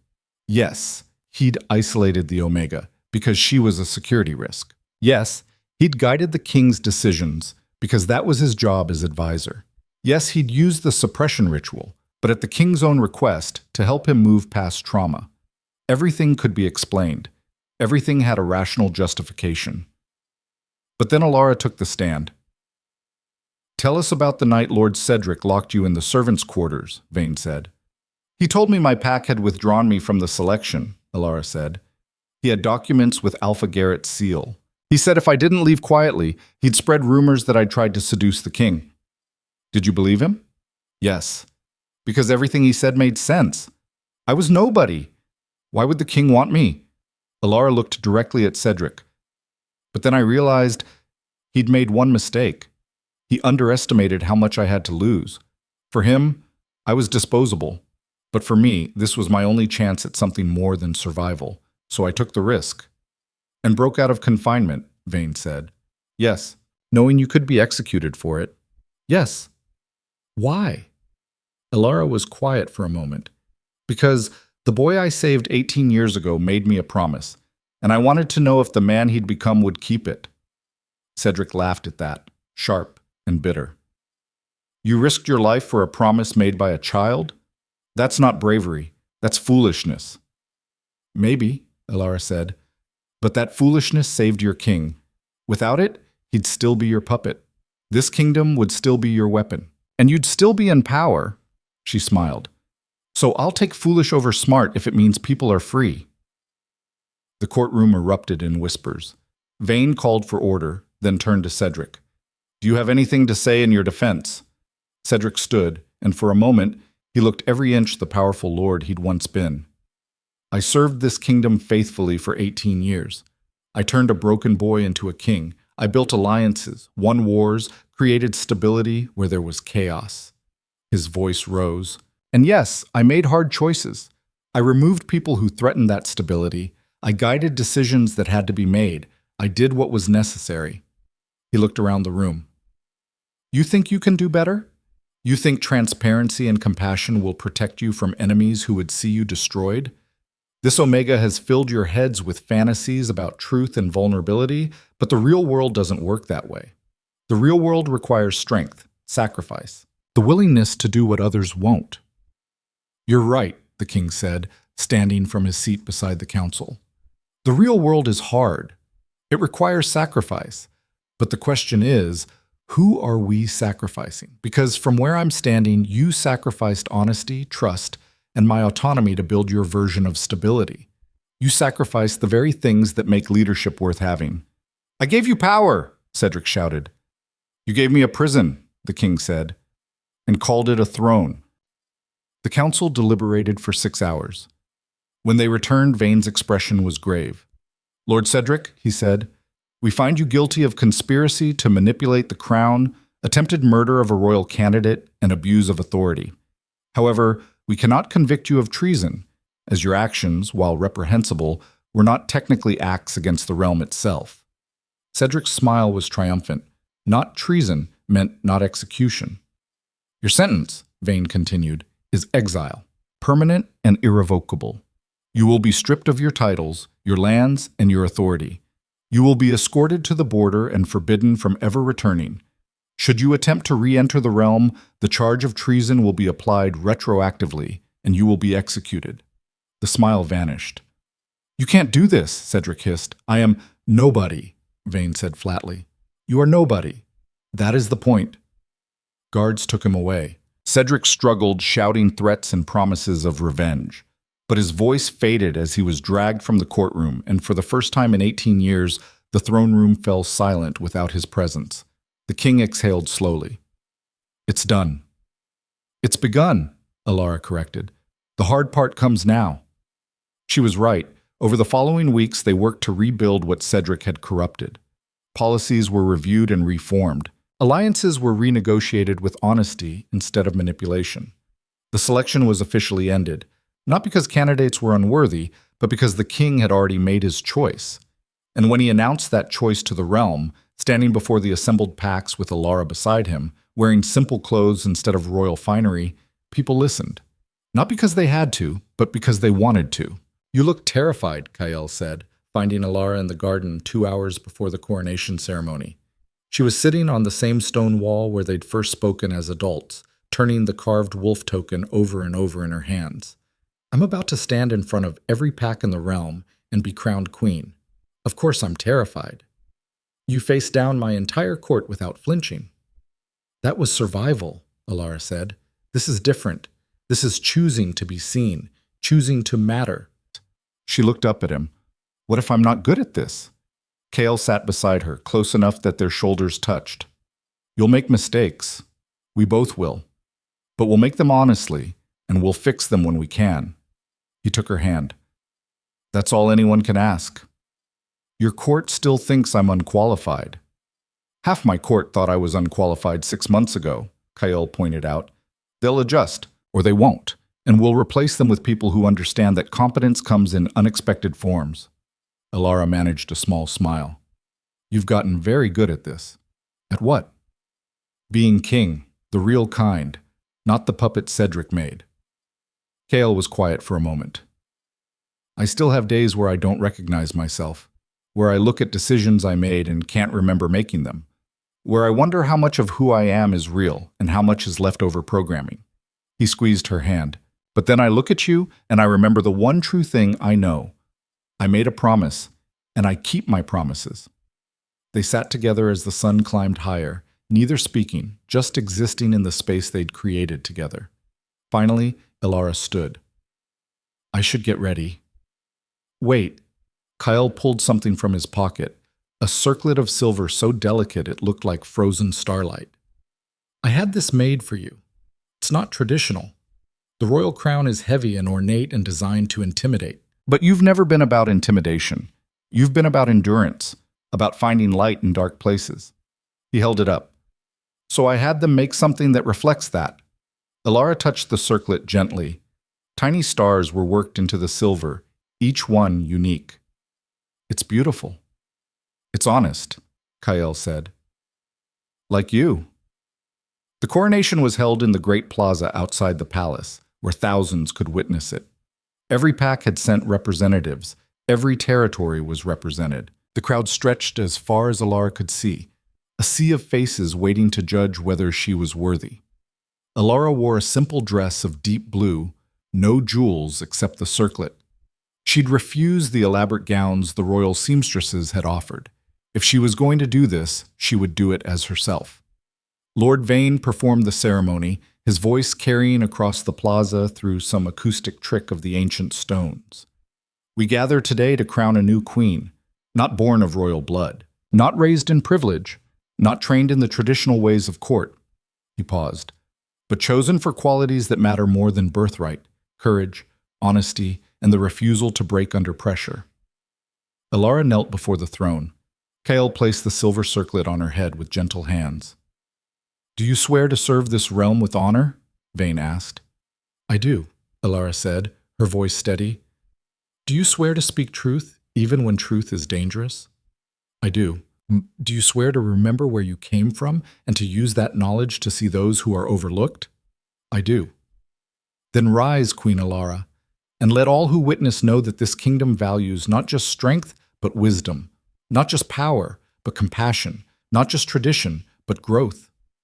Elara stood and turned to face the crowd. For a long moment, there was silence. Then someone started clapping. Elara recognized Vera in the crowd, her scarred face split in a fierce grin. Lena stood beside her, wiping tears. The other women from the hunting trial joined in, then pack members who'd been silenced, then common wolves who'd seen their own struggles reflected in Elara's story. The applause built like a wave, rolling across the plaza until even those who doubted were caught up in it. But not everyone celebrated.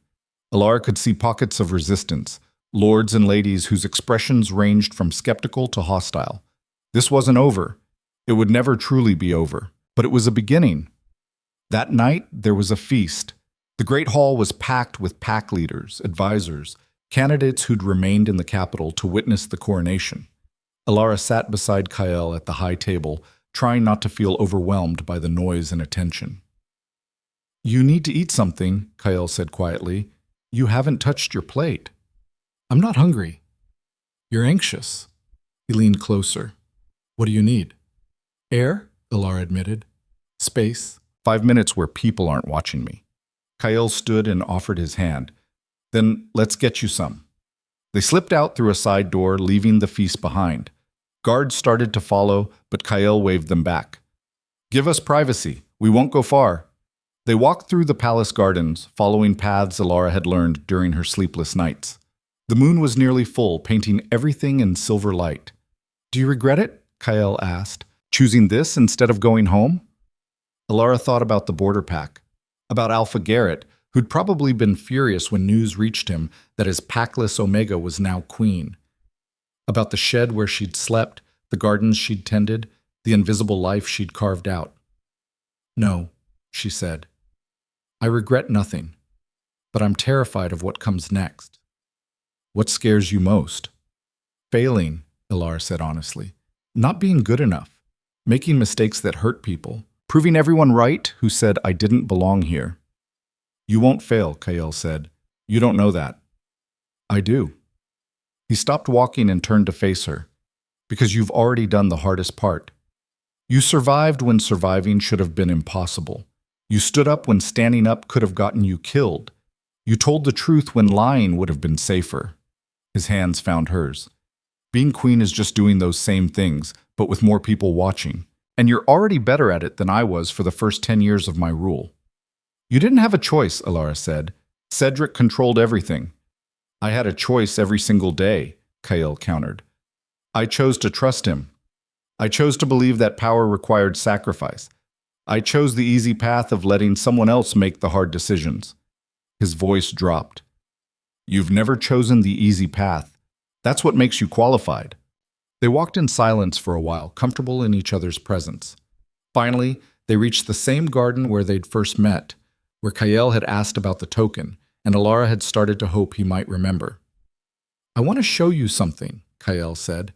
He led her to a small building she'd never noticed before, tucked behind ornamental trees.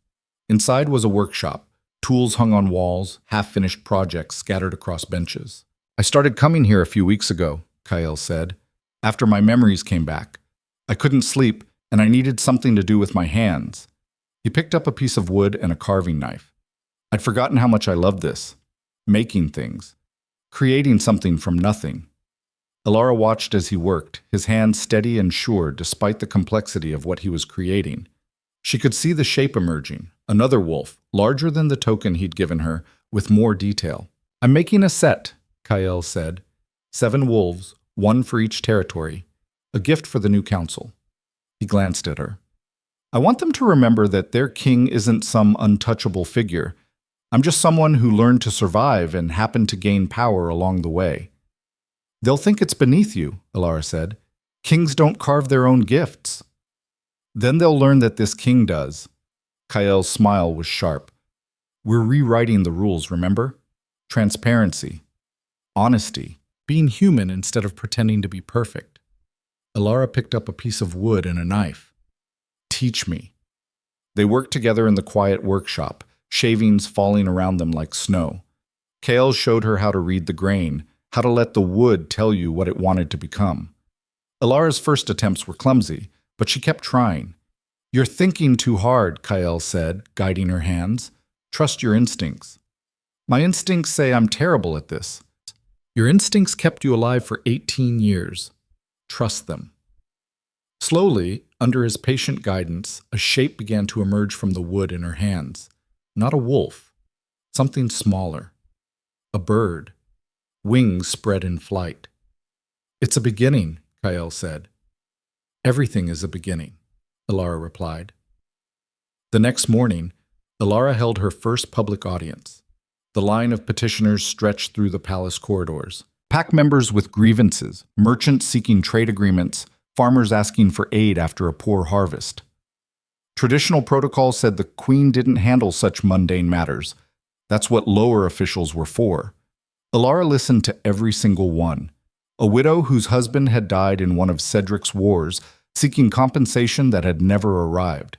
An Omega who'd been exiled from his pack for refusing an unwanted mating. A merchant who'd had his goods seized by corrupt officials. A farmer whose land had been taken for strategic purposes and turned into a lord's hunting grounds.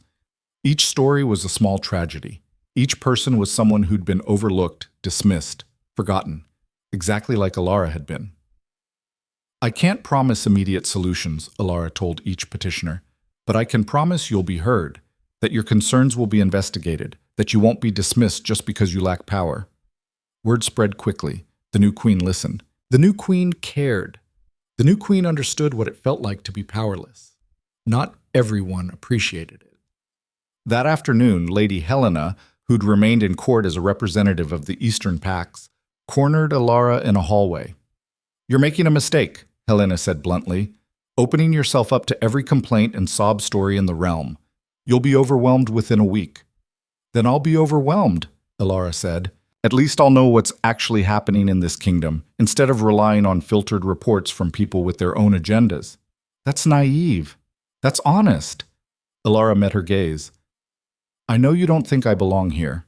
I know you believe I'm unqualified. But I also know that you're smart enough to recognize that the old way wasn't working. Cedric's way. The way that prioritized power over people." Helena's expression flickered. "The old way provided stability." "For whom?" Elara asked. "For the wealthy, the powerful, the connected? What about everyone else? What about the Omegas exiled for refusing unwanted bonds?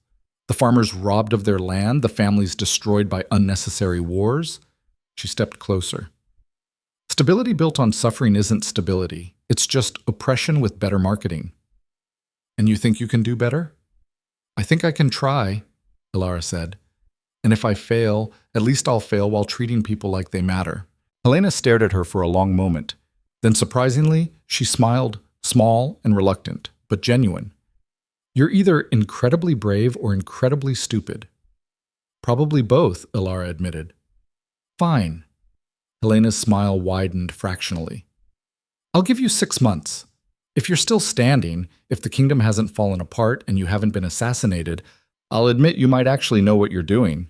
It wasn't friendship, it wasn't even full support, but it was a start." 2 weeks later, Alpha Garrett arrived in the capital. Elara received the news with dread. She'd known this confrontation was coming, had been surprised it took this long. Garrett wasn't the type to quietly accept that his packless Omega had become queen. She met him in a private receiving room with Kael standing beside her. Garrett entered like he owned the space, all swagger and barely contained aggression. "Your Majesty," he said to Kael, the title dripping with false respect. Then his gaze cut to Elara. Omega. Alpha Garrett, Elara said calmly. Quite a rise you've had, Garrett continued, from sleeping in my storage shed to wearing a crown. Must feel like a dream. More like waking up from a nightmare, Elara said. Garrett's smile was cruel. Careful, you may be queen, but you're still Omega, still weak. Still only here because you spread your... Finish that sentence, Kael said, his voice dropping to something dangerous. And I'll have you thrown out of this palace so hard you'll bounce. Garrett's eyes flickered to Kael, assessing. Finally, he backed down, fractionally. I meant no offense, Your Majesty. I'm simply concerned about the Borderpack's reputation. Having our cast-off Omega suddenly elevated to such heights makes people wonder about our judgment. Your judgment was exiling a child and making her sleep in a shed for 18 years, Kael said flatly. I don't think anyone needs to wonder about it. She was cared for. She was tolerated, Elara corrected. There's a difference. You let me exist as long as I stayed invisible and useful. The moment I became visible, the moment I mattered, you would have thrown me out. She held Garrett's gaze. Just like you're planning to throw out every other Omega in your pack who dares to want more than scraps. Garrett's jaw tightened. You know nothing about running a pack. I know what it's like to survive in one, Elara said. I know which members are loyal because they're afraid and which are loyal because they believe. I know which policies work because they're just, and which work because they're enforced through violence. She leaned forward. And I know that your pack is fracturing, that young wolves are leaving for territories with fairer alphas, that your best hunters are taking opportunities elsewhere, that you're slowly bleeding strength because you mistake fear for respect. Those are lies. They're reports from your own pack members, Elara said, ones who petitioned me directly, ones who are tired of your cruelty and came seeking help. She pulled out a folder and slid it across the table. 12 formal complaints, 17 requests for transfer to other packs, 3 accusations of abuse that require official investigation. Garrett stared at the folder like it was a venomous snake. You can't interfere with pack business. I can when that business violates kingdom law, Kael said. And when multiple pack members formally request royal intervention, I'm obligated to investigate. This is revenge, Garrett snarled at Elara. You're using your position to destroy me because I didn't treat you like a princess. I'm using my position to protect people from you, Elara corrected. The same way I wish someone had protected me when I was 7 years old and had nowhere else to go. Her voice hardened. You have 2 choices, Garrett. You can accept oversight and reform how you run the Borderpack. Or you can refuse, and I'll have you removed as alpha and replaced with someone who understands that leadership means more than intimidation. You can't remove me. I won my position through challenge.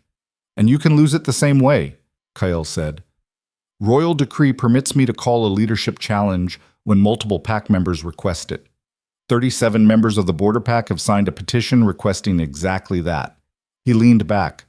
So yes, we can remove you. The question is whether we need to. Garrett's face had gone purple with rage.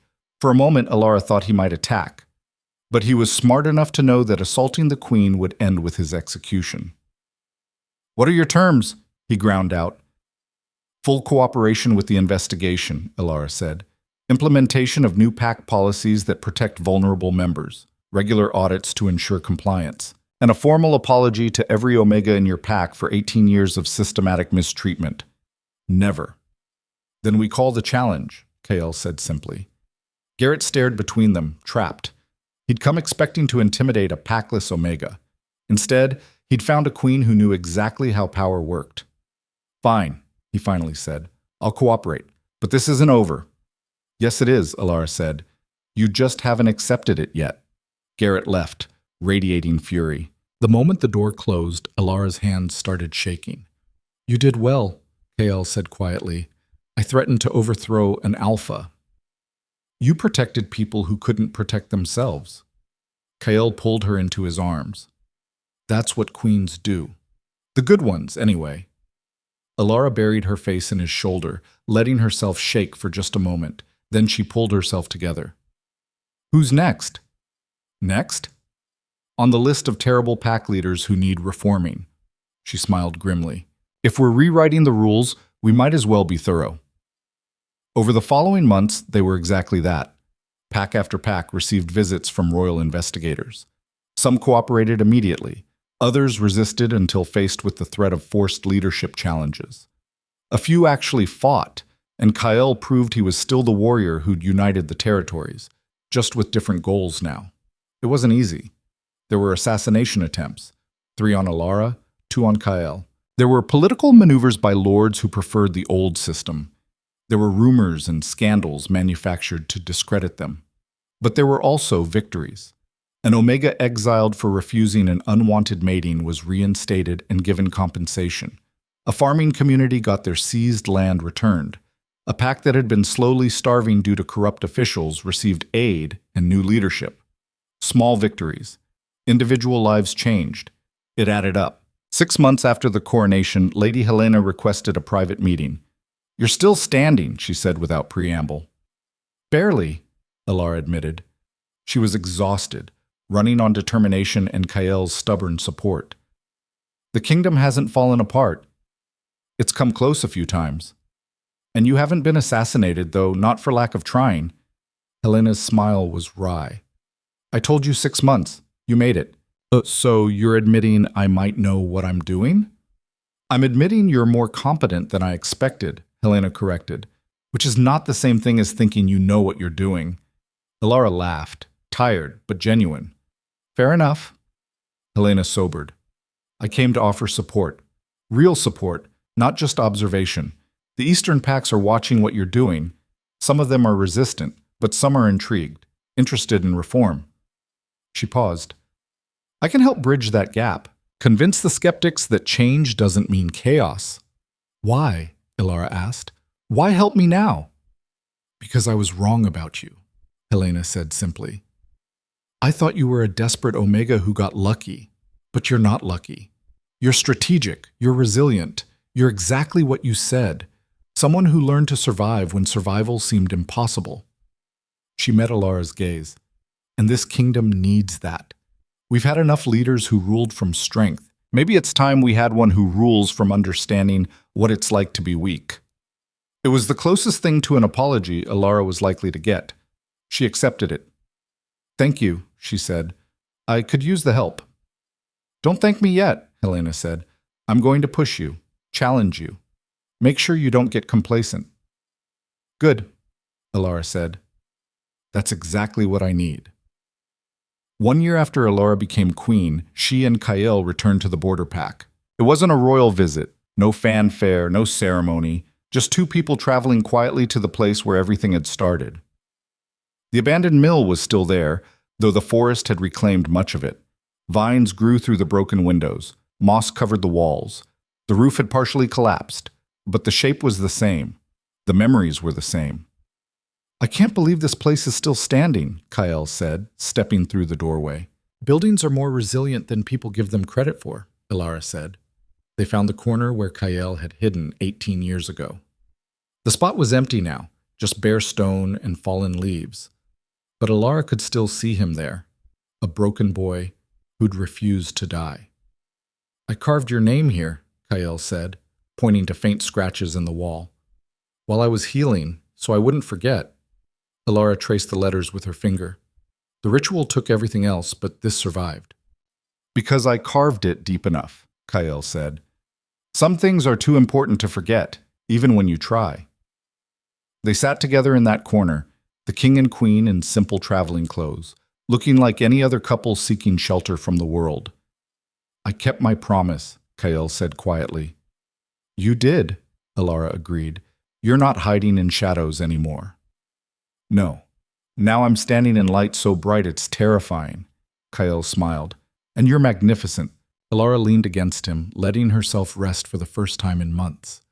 "I'm exhausted." "That too." They sat in comfortable silence, listening to wind whistle through the broken mill. Finally, Kael pulled out a carving knife and a piece of wood. "What are you making?" Elara asked. "A memorial," he said. "Something to mark this place. So people remember that extraordinary things can start in the most unlikely locations. What will it say?" Kael thought for a moment, then started carving. When he finished, he showed her. Here a promise was made. Here a promise was kept. Here, everything changed. They installed it together on the wall where Kael had hidden, where Elara had brought food, where two impossible futures had intersected. "Do you think anyone will find it?" Elara asked. "Someone will," Kael said. "And maybe they'll remember that kindness matters, that promises mean something, that the world can change if you're brave enough to try." They returned to the capital as the sun set, the mill behind them slowly being reclaimed by the forest but no longer abandoned. It was a memorial now, a reminder, a beginning. 3 years after Elara became queen, the first Omega Council was formed. It was Elara's idea, born from countless petitions and requests, a formal body where Omegas could voice concerns, propose policies, and have direct access to the crown, not filtered through alphas or betas, not dismissed as unimportant. Direct representation. The traditionalists hated it. Several packs threatened to secede. 2 minor lords attempted a coup that was put down swiftly and bloodlessly. But the Omega Council stood. And gradually, the kingdom changed. Policies were reformed. Protections expanded. Young Omegas who'd been exiled or mistreated found refuge and opportunity. The kingdom became a place where power wasn't just for those born to it. It was slow, frustrating. 2 steps forward, 1 step back. But it was progress. On the 3rd anniversary of her coronation, Elara stood in the palace garden, the one where she'd first met Kael as adults. The garden had been expanded, open to the public. Now anyone could walk these paths, sit on these benches, find peace in these trees. She watched families picnicking on the grass, lovers walking hand in hand, children playing tag around the fountain. "You changed the world," Kael said, joining her. "We changed it," Elara corrected. "Together." "Are you happy?" Elara thought about that, about the exhaustion and the pressure and the constant struggle, about the victories and setbacks and endless work of governing. "I'm satisfied," she said finally. "I'm making a difference. That's more than I ever thought I'd have." "That's not the same as happy," Kael observed. "No," Elara agreed. "But it's enough. And maybe that's all we can ask for, to do work that matters, with someone who understands why it's important." Kael pulled her close, and they stood together watching the garden fill with life. "I kept my promise," he said. "You're not hiding anymore." "I kept mine too," Elara said. "I told you the truth, even when it was dangerous. And I'll keep telling it for as long as you'll listen. Forever then. That's a long time." "Good," Kael said. "We have a lot of work to do." Years passed. The kingdom stabilized under their joint rule. The Omega Council expanded its influence, pack by pack, territory by territory. The old ways of cruelty and control gave way to something better. Not perfect, never perfect, but better. And in a forgotten corner of the Borderpack, in an abandoned mill slowly being reclaimed by forest, a carved memorial stood as testament to a promise kept and a future built on the foundation of one impossible act of kindness. The world changed because a broken boy refused to die, and because a forgotten Omega refused to let him be forgotten. That was enough. That would always be enough.